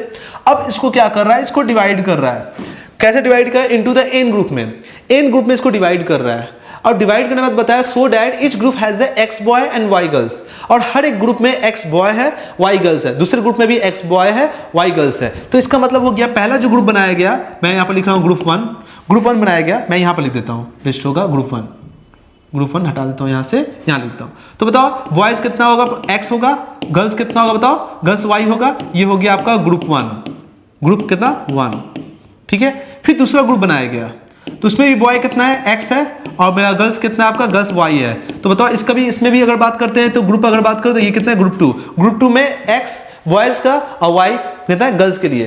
तो पहला ग्रुप में भी सेम था, अब अभी भी क्या है, सेकंड ग्रुप में भी एक्स एंड वाई, बॉय और गर्ल्स का मतलब रेशियो सेम है। तीसरा ग्रुप बनाया गया उसमें भी बॉय एक्स है और गर्ल्स कितना आपका वाई है, ये कितना हो गया, ग्रुप आपका 3 हो गया है। ऐसे कर करके कितना बनाया गया, एन ग्रुप बनाया गया। कितना ग्रुप बनाया गया बताओ बाबू, एन ग्रुप बनाया गया। तो आपसे क्वेश्चन ये पूछ रहा है बताओ एक्स मतलब बॉय मतलब इस ग्रुप में, हर ग्रुप में बॉयज कितने हैं, गर्ल्स कितने हैं, मतलब एक्स का वैल्यू आपको निकालने बोला है, वाई का वैल्यू निकालने बोला है, और साथ ही साथ जो नंबर ऑफ ग्रुप्स है वो भी आपको निकालने बोला है, एन ग्रुप्स, मतलब एन का वैल्यू क्या होगा, ये आपसे क्वेश्चन है। तो पहले एक बात बताओ, अगर हम बात करें टोटल ग्रुप कितने हैं तो हम बोले एन ग्रुप है। तो चलो भाई, तो बताओ एन ग्रुप है, तो बताओ अगर n का वैल्यू अगर 2 कर दे, मैं आपके लिए बोल रहा हूं, n के लिए n का वैल्यू 2 कर दे, मतलब आपने 2 ही ग्रुप बनाया, मान लो आपने 2 ग्रुप बनाया। जब आप 2 ग्रुप बनाओगे बताओ पहला ग्रुप में x है, इसमें भी x है, टोटल कितना हो जाएगा बॉयज 2x, n का वैल्यू कितना है, n का वैल्यू कितना है 2 है, तो इसमें भी x है, इसमें भी x है। अगर 3 ग्रुप होता तो x x x 3x, n का वैल्यू कितना होता तो n है तो क्या होगा x x x x करके n, तो क्या होगा nx, समझ में आ रहा है। तो अगर मान लो बॉयज, नंबर ऑफ बॉयज का अगर मैं बात करूं टोटल n में, एक ग्रुप में x है तो n ग्रुप में कितने स्टूडेंट्स होंगे टोटल बॉयज का, nx। तो nx जो होगा बाबू, nx जो होगा टोटल बॉयज हो जाएंगे, और टोटल बॉयज तो आपको दे रखा है, कितना दे रखा है आपका 20 दे रखा है, तो nx इक्वल टू कितना होगा 20 होगा। ये हो गया number of boys, total number of boys हो गया ग्रुप के बेसिस पर। तो और गर्ल्स के बेसिस पर बताओ, एक ग्रुप में y है तो n ग्रुप में कितना होगा ny, तो बताओ यहां पर गर्ल्स जो आ जाएगा वो कितना होगा ny टोटल गर्ल्स हो जाएंगे, और टोटल गर्ल्स आपको दे रखा है 15, तो मतलब ny इक्वल टू कितना हो जाएगा 15, सिंपल सा बात है ना। अब क्या करना है, 20 और 15 का तुम एक काम करो प्राइम फैक्टराइजेशन निकाल दो, प्राइम फैक्टराइजेशन। तो बताओ 20 का अगर बात करते हैं, यहाँ पर 20 का कितना आएगा, मैं लिख सकता हूं 2 10 2 5 5 1, मैं इसको क्या लिख सकता हूं बताओ, तो 2 into 5, बोलो क्लियर है। और मैं 15 का अगर करूं तो 15 का करते हैं, देखो 5 1 जा 5 3 जा फिर 3 बजा 3, है ना, ठीक है क्लियर। तो इसका कितना आएगा बताओ, ये आएगा 3 into 5, बोलो क्लियर है। तो बताओ इन दोनों में कॉमन क्या है बताओ, तो बॉयज, मैं ऐसे लिख दे रहा हूँ बॉयज एंड गर्ल्स, है ना, यहाँ मैं बॉयज लिख दे रहा हूँ, ये बॉयज के लिए है, ये क्या आपका गर्ल्स के लिए है, राइट। तो तुम एक बात बताओ बाबू, देखो यहाँ पर देखो nx एंड ny दोनों में कॉमन क्या है, n, बोलो। तो इसमें भी कुछ कॉमन होगा, देखो इसमें कॉमन क्या है, देखो ये कितना है आपका 5, ये भी क्या है आपका 5, तो मैं इसको ऐसे लिख सकता हूँ 2 2 जा 4 into 5 लिख सकता हूँ, और इसको क्या लिख सकता हूँ बताओ 3 into 5 लिख सकता हूँ। बताओ इनको कॉपी करो और इसको कॉपी करो, फाइनल मेरा आ गया, देखो तो फाइनल मेरा क्या आ गया, मैं फाइनल लिख देता हूँ nx इक्वल्स टू 20 को मैं लिख रहा हूँ 4 into 5, और या ny इक्वल्स टू मैं क्या लिख रहा हूँ बताओ 3 into 5। बताओ कॉमन क्या है इसमें, n कॉमन है, तो इसमें भी कॉमन क्या है 5 कॉमन। बताओ n का वैल्यू क्या आ गया, बताओ n का वैल्यू आ गया सर, n का वैल्यू 5, मतलब आपने कितने ग्रुप्स में डिवाइड किया, n का वैल्यू 5 ग्रुप्स में आपने डिवाइड किया, जो पूछा था। ओके, अब बताओ x का वैल्यू क्या होगा, बताओ x का वैल्यू 4 होगा, मैंने जब 5 n का वैल्यू डाल दिया तो x का वैल्यू कितना हो जाएगा 4 हो जाएगा, तो x का वैल्यू यहाँ से कितना आ रहा है बताओ 4 आ जाएगा, ये भी निकल के आ गया। मतलब हर एक ग्रुप में 4 मतलब 4 बॉयज को रखा गया है, हर एक ग्रुप में 4 बॉयज को रखा गया है, ठीक है। और अगर बात करते हैं y को, y किसके बराबर है बताओ, y इक्वल्स टू कितना हो जाएगा 3, और मतलब हर एक ग्रुप में जो गर्ल्स को रखा गया था, डिवाइड किया गया था, वो हर एक ग्रुप में कितना 3 गर्ल्स को रखा गया है। तो अब इससे क्लियर हो गया ना। अब देखो यहाँ पर तुम सॉल्व भी कर सकते हो, ठीक है। n का वैल्यू कितना 5 ग्रुप है, n का वैल्यू कितना है आपका 5, ठीक है। बॉयज एक ग्रुप में कितना था 4, कितना आएगा 20 स्टूडेंट होगा बॉयज, टोटल देखो निकल गया। और दूसरा बात क्या है, 5 ग्रुप था, गर्ल्स कितना था एक में 3, तो कितना आ गया टोटल, कितना गर्ल्स होंगे बताओ 15, देखो 15 आ गया, देखो प्रूफ भी हो रहा है, इजी है ना। तो ऐसे क्वेश्चंस को सॉल्व कर सकते हो, ये बहुत इंपॉर्टेंट क्वेश्चन है, इसको अच्छे से आप लोग उतार के जाएंगे, ठीक है ना। क्वेश्चन नंबर 16 ऐसे क्वेश्चन मेनली पूछे जाते हैं, और ये इंपॉर्टेंट क्वेश्चन भी रहा, हो सकता है आपको एग्जाम में सीबीएसई में ऐसा क्वेश्चन आ जाए इस टाइप में, हो सकता है नंबर चेंज कर दे, हो सकता है बॉयज और गर्ल्स का नंबर चेंज कर दे, मगर पैटर्न तो सेम रहेगा ना। तो ऐसे आप क्वेश्चन सॉल्व करेंगे, ठीक है ना। तो जल्दी से हमारे वीडियो को लाइक कर दीजिए अब तक अगर वीडियो को लाइक नहीं किए हैं, और अगर इस वीडियो पर नए हैं या इस चैनल पर नए हैं तो आप लोग हमारे चैनल को सब्सक्राइब कर लीजिए। आपके लास्ट एग्जाम तक हम आपके लिए हेल्प करते रहेंगे, ठीक है ना। तो जल्दी से इसको कर लीजिए। चलिए आइए क्वेश्चन नंबर 17। क्वेश्चन नंबर 17 देखो बोला क्या है। क्वेश्चन नंबर 17 बोला है right the smallest number which is divisible by both 306 and 657। मतलब आपको बोला है स्मॉलेस्ट नंबर बताओ। देखो स्मॉलेस्ट नंबर आपको निकालने बोला है ना, right the smallest number which is divisible by मतलब 306। मतलब एक नंबर बताओ जो कि डिवाइड हो जाएगा किससे, 306 से। मतलब 306 से डिवाइड हो सकता है और 557 से भी हो सकता है। तो आपको दिमाग में लगाना, क्या लगाना है, HCF के LCM बताओ, जल्दी से बताओ। तो बोलोगे सर स्मॉलेस्ट नंबर बोल रहा है। स्मॉलेस्ट मतलब लोवेस्ट है ना, लोवेस्ट कॉमन आपका मल्टीपल, LCM निकालना है। तो आप इसका मतलब 306 और 657 का LCM निकालेंगे। निकाल लीजिए, ठीक है, निकाल लीजिए इसका 306 और 557 मतलब 657 का LCM निकालेंगे। अब कोई बच्चे अलग अलग उसका प्राइम फैक्टराइजेशन निकालते हैं, उससे भी हल कर सकते हैं, और फिर आपने LCM कर लीजिए, वैसे भी कर लीजिए, एक साथ भी कर लीजिए, कोई प्रॉब्लम नहीं है। एक साथ में भी कर सकते हैं, ऐसे भी कर सकते हैं, है ना। चलो अकेला करना है तो अकेला कर लीजिए। चलिए आ जाइए, करते हैं हम लोग 306 का करते हैं। 306 का कर लेते हैं। आइए पहले करते हैं कितना, 2 से कर लेते हैं, जितने जल्दी हो सके 2 से कर लेते हैं। 2 1 2, ठीक है, या 3 से भी कर सकते हो, 3 से कर लो बेस्ट होगा, क्योंकि हमको तो LCM निकालना है, कौन सा हाईएस्ट कॉमन फैक्टर देखना है, ठीक है ना। 3 से कर लेते हैं। 3 1 3 0, 3 2 6, ठीक है। अब करते हैं 2 से कर लेते हैं, ठीक है। अब 3 से भी कर सकते हैं, ऐसा बात नहीं है। 3 3 9, 3 4 12, ठीक है। बोलो क्लियर है। अब आया 34 कटेगा क्या, हाँ सर 2 से कट जाएगा ना, 2 से कट जाएगा। 2 1 2, 2 7 14, अब कटेगा कितना 17 से, 71 17। मतलब कि 306 का अगर LCM लेंगे, LCM ऑफ 306 इक्वल्स टू हो जाएगा 3 × 3 × 2 × 17, ओके। और अगर हम लोग LCM लेते हैं किसका, 657 का, मैं यहीं पे लिखता हूँ 657 का करते हैं, ठीक है। 657 का, अगर 657 का करोगे तो बताओ कितना, कैसे कर सकते हो, किस टेबल से जाएगा बताओ तो। 657 किस टेबल से जाएगा। तो फाइनली अगर हम देखें यहाँ पर, देखो यहाँ पर एक काम करते हैं, 3 से कर लेते हैं ना, 3 से कर लेते हैं। 3 से जाएगा पहले, 3 2 6, 5 है, 3 1 3, 2 जाएगा, 3 9 27, ठीक है ना। अब किससे जाएगा बताओ तो, 2 1 9, 3 से जाएगा, 3 7 21, 3 3 9। अब किससे जाएगा बताओ तो, 17 से जाएगा, 17 से जाएगा, नहीं जाएगा। 13 से जाएगा ना, 13 से जा सकता है, नहीं 13 से भी नहीं जाएगा। तो 73 3 1 कर लो डायरेक्ट, ठीक है। तो इसका कितना आ जाएगा बताओ तो,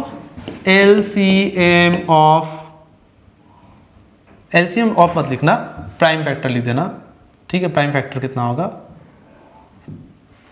ठीक है। ये कितना आएगा बताओ तो, 657 इक्वल्स टू कितना आएगा, 3 × 3 × 73, है ना।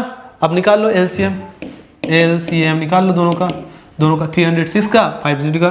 3 है 3 लिख दो, 3 है 3 लिख दो, 2 है नहीं है तब भी लिख दो, 17 है नहीं है तब भी लिख दो, 73 है नहीं है लिख दो, बस हो गया। अब इसको मल्टीप्लाई कर लीजिए।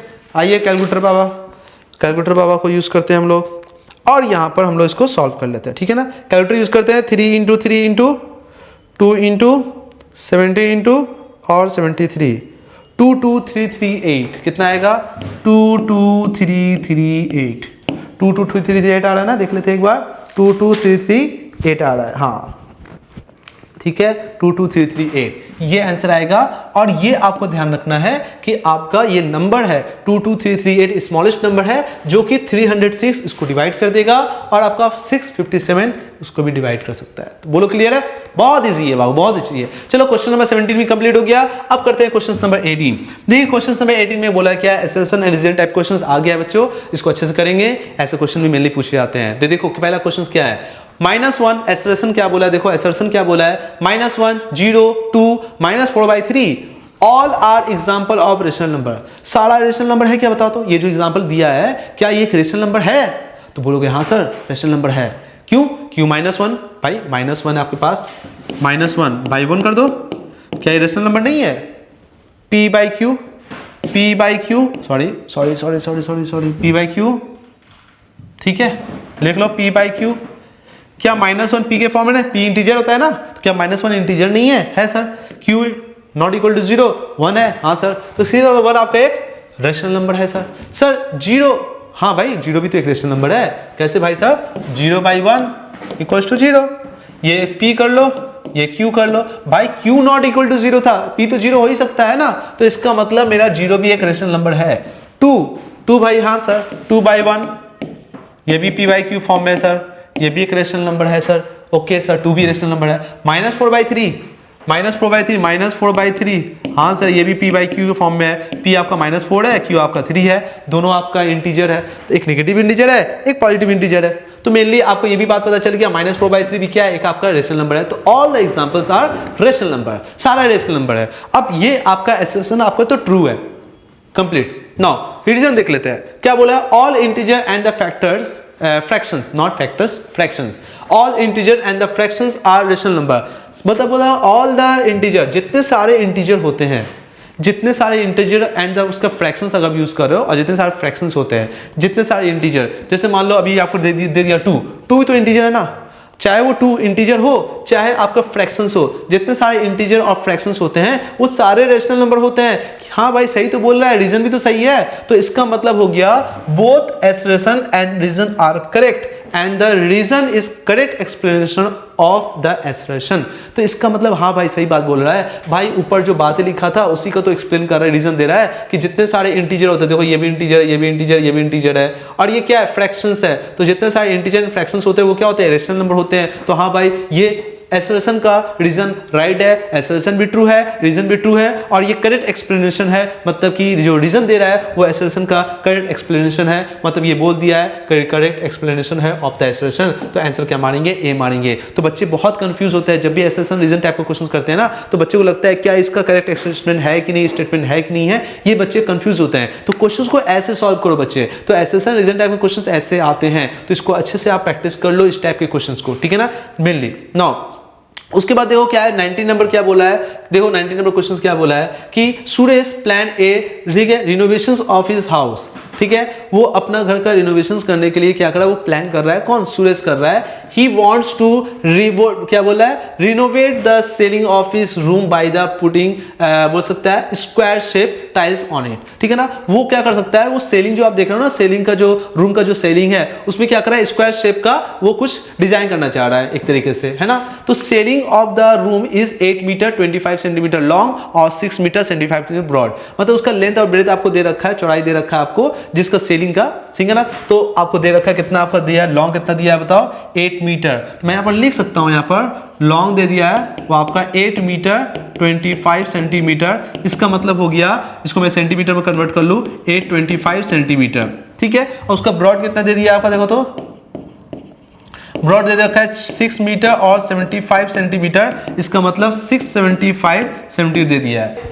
तो इसमें आपको ब्रॉड दे दिया है और लेंथ लॉन्ग दे दिया है, और आपसे क्वेश्चन पूछ रहा है find the dimension of the styles, find the dimensions of the styles. अच्छा डायमेंशन पूछ लिया आपका ना, टाइल्स का लेंथ कितना होना चाहिए, कितने डायमेंशंस होना चाहिए लेंथ का। अच्छा टाइल्स कैसा है आपका, स्क्वायर फॉर्म में होगा, ठीक है, स्क्वायर फॉर्म होगा, तो अगर आप डायमेंशन को मतलब लेंथ निकालो तो ब्रेथ तो निकल जाएगा, सिंपल सा बात है, ठीक है ना। तो selling the room by the putting square shape tiles, देखो बोल दिया है स्क्वायर शेप टाइल्स को बोल दिया है, ठीक है, टाइल्स का स्क्वायर शेप है। तो बताओ अगर स्क्वायर शेप में है तो जो लेंथ होगा वही ब्रेथ होगा, सिंपल सा बात है। तो लेंथ निकालना है, तो लेंथ निकालना है, तो टाइल्स को अगर आप मेजर करो तो मैक्सिमम करना होगा ना। कभी भी ध्यान रखोगे, अगर तुम टाइल्स देखो एक इतनी बड़ी जगह में अगर आप तुम टाइल्स लगा तो छोटे छोटे भी लगा सकते हो, और उस बड़े को बड़े बड़े भी लगा सकते हो, बड़े कितना ले सकते हो जो पूरा कंप्लीट वो कवर हो जाए। तो इसके लिए अगर करना है तो आपको हमेशा हाईएस्ट यूज करना पड़ेगा, हाईएस्ट कॉमन फैक्टर यूज करना पड़ेगा, क्योंकि आपको यहाँ पर डायमेंशन निकालना है टाइल्स का। तो टाइल्स का डायमेंशन का मतलब क्या, एक ही साइज तो है, लेंथ निकल जाए तो ब्रेथ निकल के आ जाएगा। तो बताओ अगर 825 सेंटीमीटर का आपका क्या होते हैं लॉन्ग आपका कोई भी सेलिंग है और ब्रॉड आपका कितना, आपका ब्रॉड दे रखा है, आपको कितना दिखा है 675 सेंटीमीटर का ब्रॉड है। तो उस सेलिंग में अगर आप टाइल्स लगाना चाहते हो तो तुम एक बात बताओ आप कितना टाइल्स लगाओगे। तो टाइल्स कितना छोटा से छोटा तो बहुत सारा लगा सकते हो, मगर आपको बड़े से लगाना है। मैक्सिमम कितने बड़े टाइल्स रखोगे जो कंप्लीटली वो कवर हो जाए डिस्टेंस कम, है ना, कम टाइम में। तो आप हमेशा यूज करोगे SCF यूज करोगे इस केस में, ठीक है ना। तो पहले एक बात बताओ, बड़े एक बात बताओ कि मेरे पास किसका SCF निकालना है, 825 का निकालना है। तो SCF निकालना है, चलो ठीक है 825 का पहले प्राइम फैक्टर निकाल लेते हैं। तो प्राइम फैक्टर निकालते हैं कितना हो जाए बताओ। तो यहाँ से करते हैं आपका 5 से कर लेते हैं, 5 1 जा 5, ठीक है, 5 6 जा 30, क्योंकि 5 1 जा 5 करें 3 चला जाएगा, 32 हो जाएगा, 32 हो जाएगा 30 हो जाएगा, 2 जाएगा तो कितना आएगा 5 5 जा 25। अब यहाँ से 5 कर सकते हैं, 5 3 जा 15, 5 3 जा 15, 11 3 जा और 3 11 3 जा 3 1 जा 3, है ना। तो कितना आ गया आपका 825 अगर बात करते हो आ गया 5 × 5 × 3 × 11, यही होता है। लिख लो ऐसे 3 × 5 × पहले छोटा वाले लिखते हैं, ऐसे भी लिख सकते हो, कोई बात नहीं है, ठीक है ना। और 625 का अगर लिखना चाहते हो, सॉरी 75 नहीं है 75 है, तो 675 का करना चाहते हो तो उसका भी हम लोग SCF निकाल लेते हैं, सिंपल सा बात है ना। 5 कर ले, 5 1 जा 5, ठीक है, 15 5, ठीक है, फिर से करें 5 से, 5 2 जा 10, 5 5 जा 20, 5 7 जा होगा, 5 2 जा 10, 5 7 जा 35, राइट, ओके। अब 27 है, 3 से कर लेते हैं, 3 3 जा 9, 3 1 जा 3। तो बताओ इसको कितना कर सकते हैं, 5 × 5 × 3 × 3 × 3। तो देखो यहाँ पर हाईएस्ट कॉमन फैक्टर कितना निकल के आ जाता है।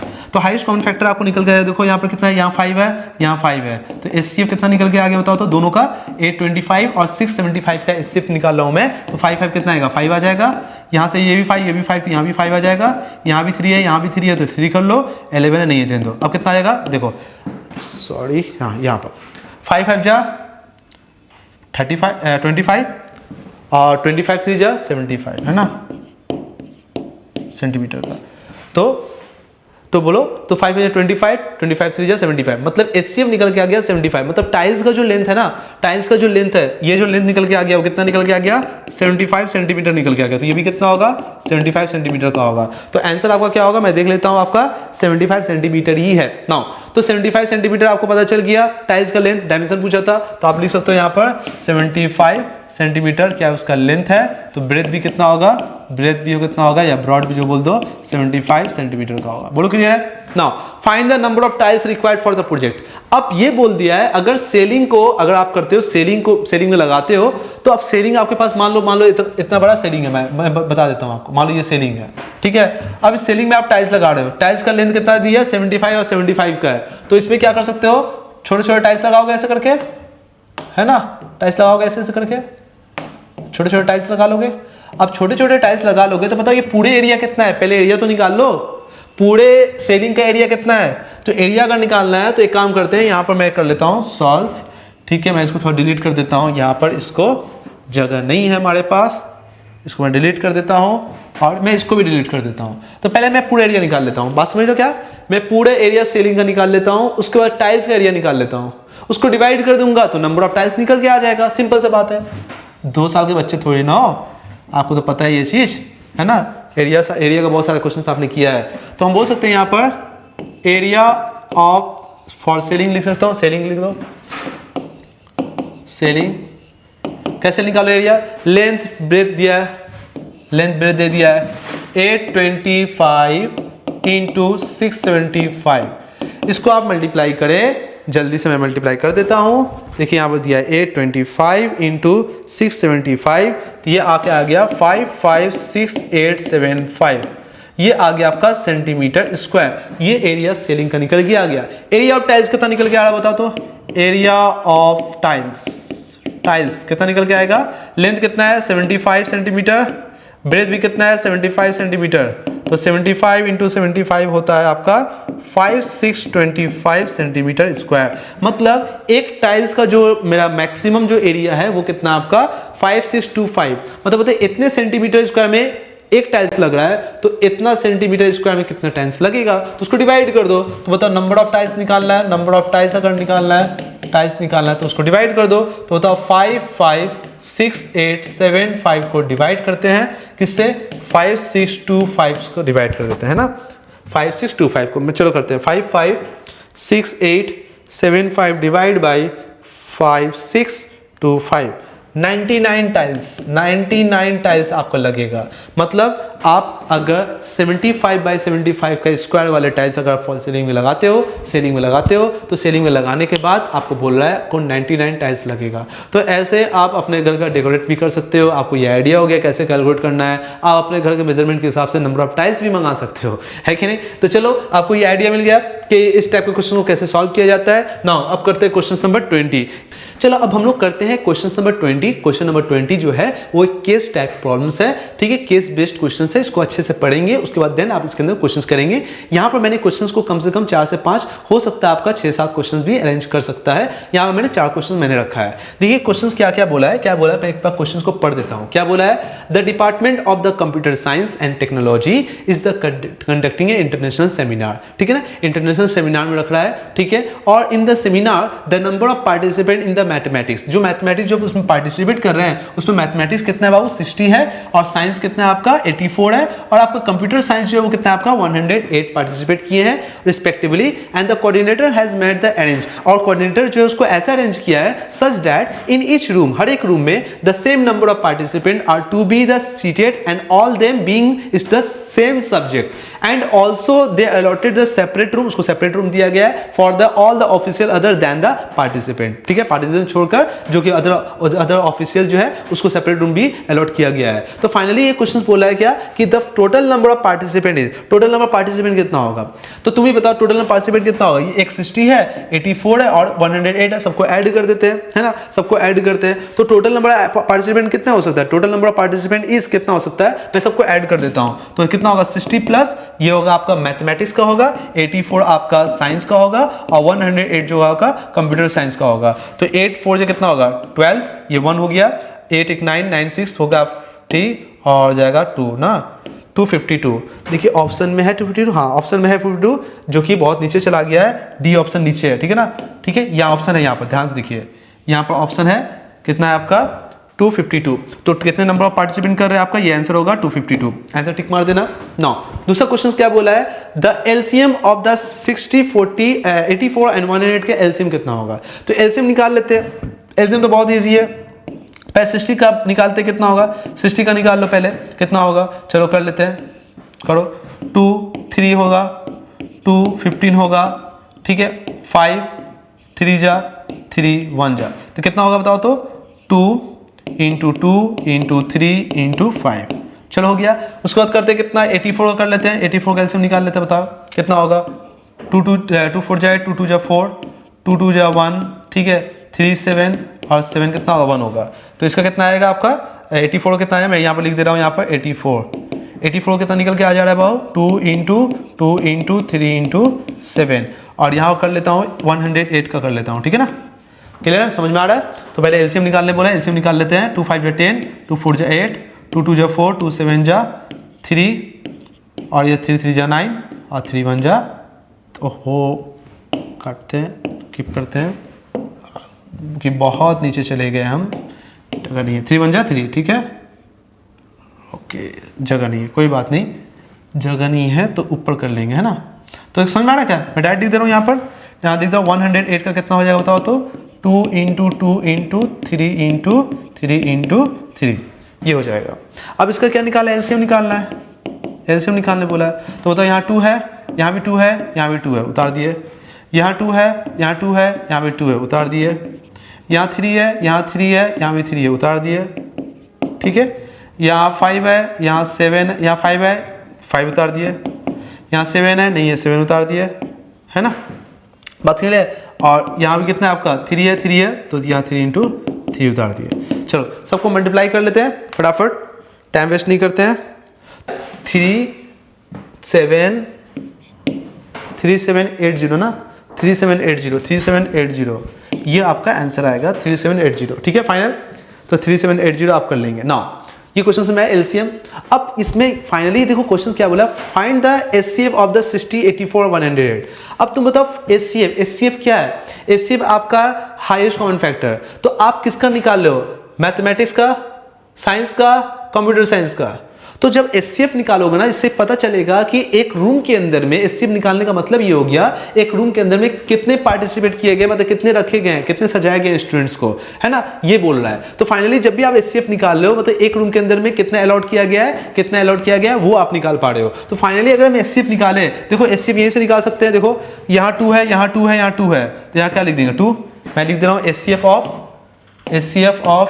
एचसीएफ निकाल रहा हूँ मैं तो यहाँ पर प्राइम फैक्टर किया हूँ, इसे डायरेक्ट कर रहा हूँ। देखो 2 2 2, तो 2 आएगा एक ठो, फिर देखो 2 2 2, यहाँ भी 2 आएगा, फिर देखो 3 3 3, यहाँ भी कितना आएगा? 3 आएगा। अब आएगा क्या? देखो तो होगा नहीं, होगा ना, नहीं है ना, कॉमन नहीं है। तो 2 2 जा 4, 4 3 जा 12, मतलब यहाँ 12 है। तो मतलब एक रूम के अंदर में जो आपका रखा गया है, ठीक है, वो कितना रखा गया है? 12 रखा गया है स्टूडेंट्स को, ठीक है ना, कौन से? तीनों को मिला के, ठीक है। तो आपका आंसर कितना होगा? एचसीएफ निकाल लो। तो एचसीएफ निकालने का मतलब क्या है? एक रूम के अंदर में, मतलब आप एक जो रूम अरेंज किए हो, तो ये बोल दिया है, देखो that is room the same number of participant. कितने पार्टिसिपेंट है? एक रूम के अंदर में 12 पार्टिसिपेंट है, ठीक है, 12 मैं लिख दे रहा हूं पार्टिसिपेंट, ठीक है, ठीक है। एक रूम के अंदर में 12 पार्टिसिपेट किया गया, ये आपका हाईएस्ट कॉमन फैक्टर इंडिकेट कर रहा है। तो क्वेश्चन पूछा है the minimum number of room required, कितने नंबर ऑफ रूम रिक्वायर्ड होगा? Minimum number if each room, ठीक है ना, the minimum number of rooms required if in each room the same number of participant are to be seated and all of them being in the same subject. Okay, तो देखो यहां पर question क्या पूछा है, यहां पर क्वेश्चन देखो highest common factor. Highest common factor से क्या पता चलता है? हाईएस्ट कॉमन फैक्टर से ये पता चल रहा है कि एक रूम के अंदर में कितने पार्टिसिपेट किए गए हैं, एक रूम के अंदर में कितने लोग हैं, ठीक है ना, पार्टिसिपेट किया गया है, मतलब ये अलॉट किया गया है। तो ये ध्यान रखना है कि एक रूम के अंदर में मेनली 12 पार्टिसिपेट किया गया है। अब क्वेश्चन क्या बोला, नेक्स्ट क्या बोला है, the minimum number of room required if in each room, कितना नंबर ऑफ रिमेनिंग रिक्वायर्ड बोल रहा है, रूम का कितना नंबर ऑफ रूम रिक्वायरमेंट होगा, ठीक है, इफ ईच रूम, और हर एक रूम में the same number of participate are to be seated, और सेम नंबर ऑफ पार्टिसिपेट होगा। तो हमने पता कर लिया कि एक रूम के अंदर में कितने 12 लोग हैं। तो बताओ टोटल नंबर ऑफ पार्टिसिपेट कितना कर रहे थे, पीछे हम लोग किए थे क्वेश्चन ना, टोटल नंबर ऑफ पार्टिसिपेट कितना किया था? 252। मतलब एक रूम के अंदर में अगर 12 पार्टिसिपेट किए गए हैं, तो बताओ 12 पार्टिसिपेट में एक रूम है, तो क्या होगा? 252। अगर मान लो आपके पार्टिसिपेट टोटल किए गए तो कितने रूम लगेंगे, उसको डिवाइड करते हैं। तो फाइनली यहां पर हम क्या बोल सकते हैं, यहां फाइनली हम ये बात बोल सकते हैं कि मेरे पास टोटल नंबर ऑफ पार्टिसिपेट कितना है आपका? 252 था ना, हाँ 252 है ना, उसको डिवाइड कर दे कितना? 12 से, क्योंकि एक रूम में क्या है आपका 12 पार्टिसिपेट किए गए। फाइनली कितना आ जाएगा? काटो तो एक कितना होगा? देखो काट दे रहे, डायरेक्ट काट सकते 2 से, 2 6 12, 2 1 2, ठीक है, 2 4 6, फिर 2 से काटो, 2 3 जा 12, 3 3 1 3 3 1 3 3 2 जा 6, 3 1 21। क्वेश्चन आंसर कितना आ गया? आंसर इसका 21 आ गया। तो मतलब यहाँ पर पता चल गया कि नंबर ऑफ, अगर हम बात करते हैं पार्टिसिपेट कितना किए आपको, तो टोटल नंबर पार्टिसिपेट किए देखो यहाँ पर लिखा था 252। एक रूम के अंदर जो पार्टिसिपेट किया गया था, जो सेम सब्जेक्ट का होने वाला था, वो कितना था? 12। इससे पता चल गया कि एक रूम के अंदर में 12 पार्टिसिपेट कर रहे हैं, तो 252 अगर बात करते हैं, अगर नंबर ऑफ पार्टिसिपेंट है तो कितने रूम का रिक्वायरमेंट होगा? तो कितने रूम का रिक्वायरमेंट होगा आपको पता चल गया, कितने रूम का रिक्वायरमेंट होगा आपका? 21 मिनिमम नंबर है ना, यहाँ पर लिखा minimum number of rooms requirement पड़ेंगे। तो बच्चों एक चीज इंपॉर्टेंट बात है कि ये चैप्टर आपका कंप्लीट हो गया। मैंने आप लोगों को बताया था हर एक चैप्टर से मैं आपको 20 से 30 क्वेश्चन कराऊंगा, जो कि काफ़ी इंपॉर्टेंट है। और मैंने यहाँ पर हर अलग अलग वैरायटी के, अलग अलग कैटेगरी के मैंने यहाँ पर क्या किया, मैंने यहाँ पर क्वेश्चंस को आपके साथ प्रैक्टिस किया। और क्वेश्चंस में हमने एमसीक्यू भी देखा, हमने वेरी शॉर्ट क्वेश्चंस भी किया, फिर हम लोग लॉन्ग टाइप के क्वेश्चन भी किया, कुछ प्रूविंग भी किया और केस प्रॉब्लम्स भी किया, और साथ ही साथ एसेशन रीजन भी किया। तो बच्चे यहाँ पर आपको सारे क्वेश्चन अच्छे से क्लियर हुआ होगा। आई होप ये चैप्टर से अब एक भी क्वेश्चन आपसे नहीं छूटेगा, हर एक चीज़ आपको क्लियर हुआ, कहाँ पर हम लोग एलसीएम लेंगे, कहाँ पर हम लोग एचसीएफ लेंगे। किसी भी क्वेश्चन में अगर आपको कुछ डाउट है, किसी प्रॉब्लम है, तो आप हमारे कमेंट सेक्शन में जरूर लिख के बताएं। और अगर कमेंट सेक्शन में सोचते हैं कि सर क्लियर करेंगे कि नहीं करेंगे, या कोई मेरा कमेंट पढ़ेगा कि नहीं पढ़ेगा, तो इसके लिए आपका कॉन्टैक्ट नंबर है 8981194074। ये हमारा कॉन्टैक्ट नंबर है, ये हमारा व्हाट्सअप नंबर है। किसी भी क्वेश्चन में अगर आपको डाउट है तो हमारे इस व्हाट्सअप पर आप सेंड कीजिए, मैं आपको यहाँ पर सॉल्व करके जरूर बताऊंगा। तो चलिए आई होप बच्चों ये अच्छा से कर लो इस चैप्टर को। ये हमारा पहला चैप्टर कंप्लीट हुआ है, रेशनल नंबर। बहुत ही जल्दी अब हम लोग का सेकंड चैप्टर लेके आएंगे, ठीक है, जो कि आपका होगा पॉलिनोमियल, जो कि काफी इंपॉर्टेंट चैप्टर होता है। तो मिलते हैं अगले हम लोग नेक्स्ट वीडियो में, जो कि पॉलिनोमियल हम लोग सॉल्व करेंगे, ठीक है ना। पॉलिनोमियल काफी इंपॉर्टेंट चैप्टर होता है, इसको अच्छे से पढ़ेंगे। पहले आप लोग अच्छे से थ्योरी पढ़ लेंगे, उसके बाद क्वेश्चन को अच्छे से प्रैक्टिस करेंगे। बोलो क्लियर है? चलिए, आप लोग मोबाइल ज्यादा ना चलाएं बच्चों, आप लोग ज्यादा मोबाइल नहीं चलाएंगे। एक अच्छे वीडियो कंटेंट आपको इंपल्स आईटीजी की तरफ से आपको मिल जाएगा। तो जल्दी से आप लोग चैनल को सब्सक्राइब, बेल आइकन दबा दो। हो सकता है आपको नोटिफिकेशन, अगर बेल आइकन नहीं दबाओगे तो आपको नोटिफिकेशन नहीं मिलेगा। तो जल्दी से बेल आइकन दबा दो, जिससे मैं जैसे वीडियो अपलोड करूंगा आपको पता चल जाएगा। आपको टाइम बर्बाद भी नहीं होगा कि वीडियो आया कि नहीं आया, आपको टाइम टू टाइम नोटिफिकेशन मिलता रहेगा और आप अच्छे से देखते रहेंगे, ठीक है। चलिए, मिलते हैं हम लोग नेक्स्ट वीडियो में। थैंक यू, अच्छे से पढ़ाई करिए।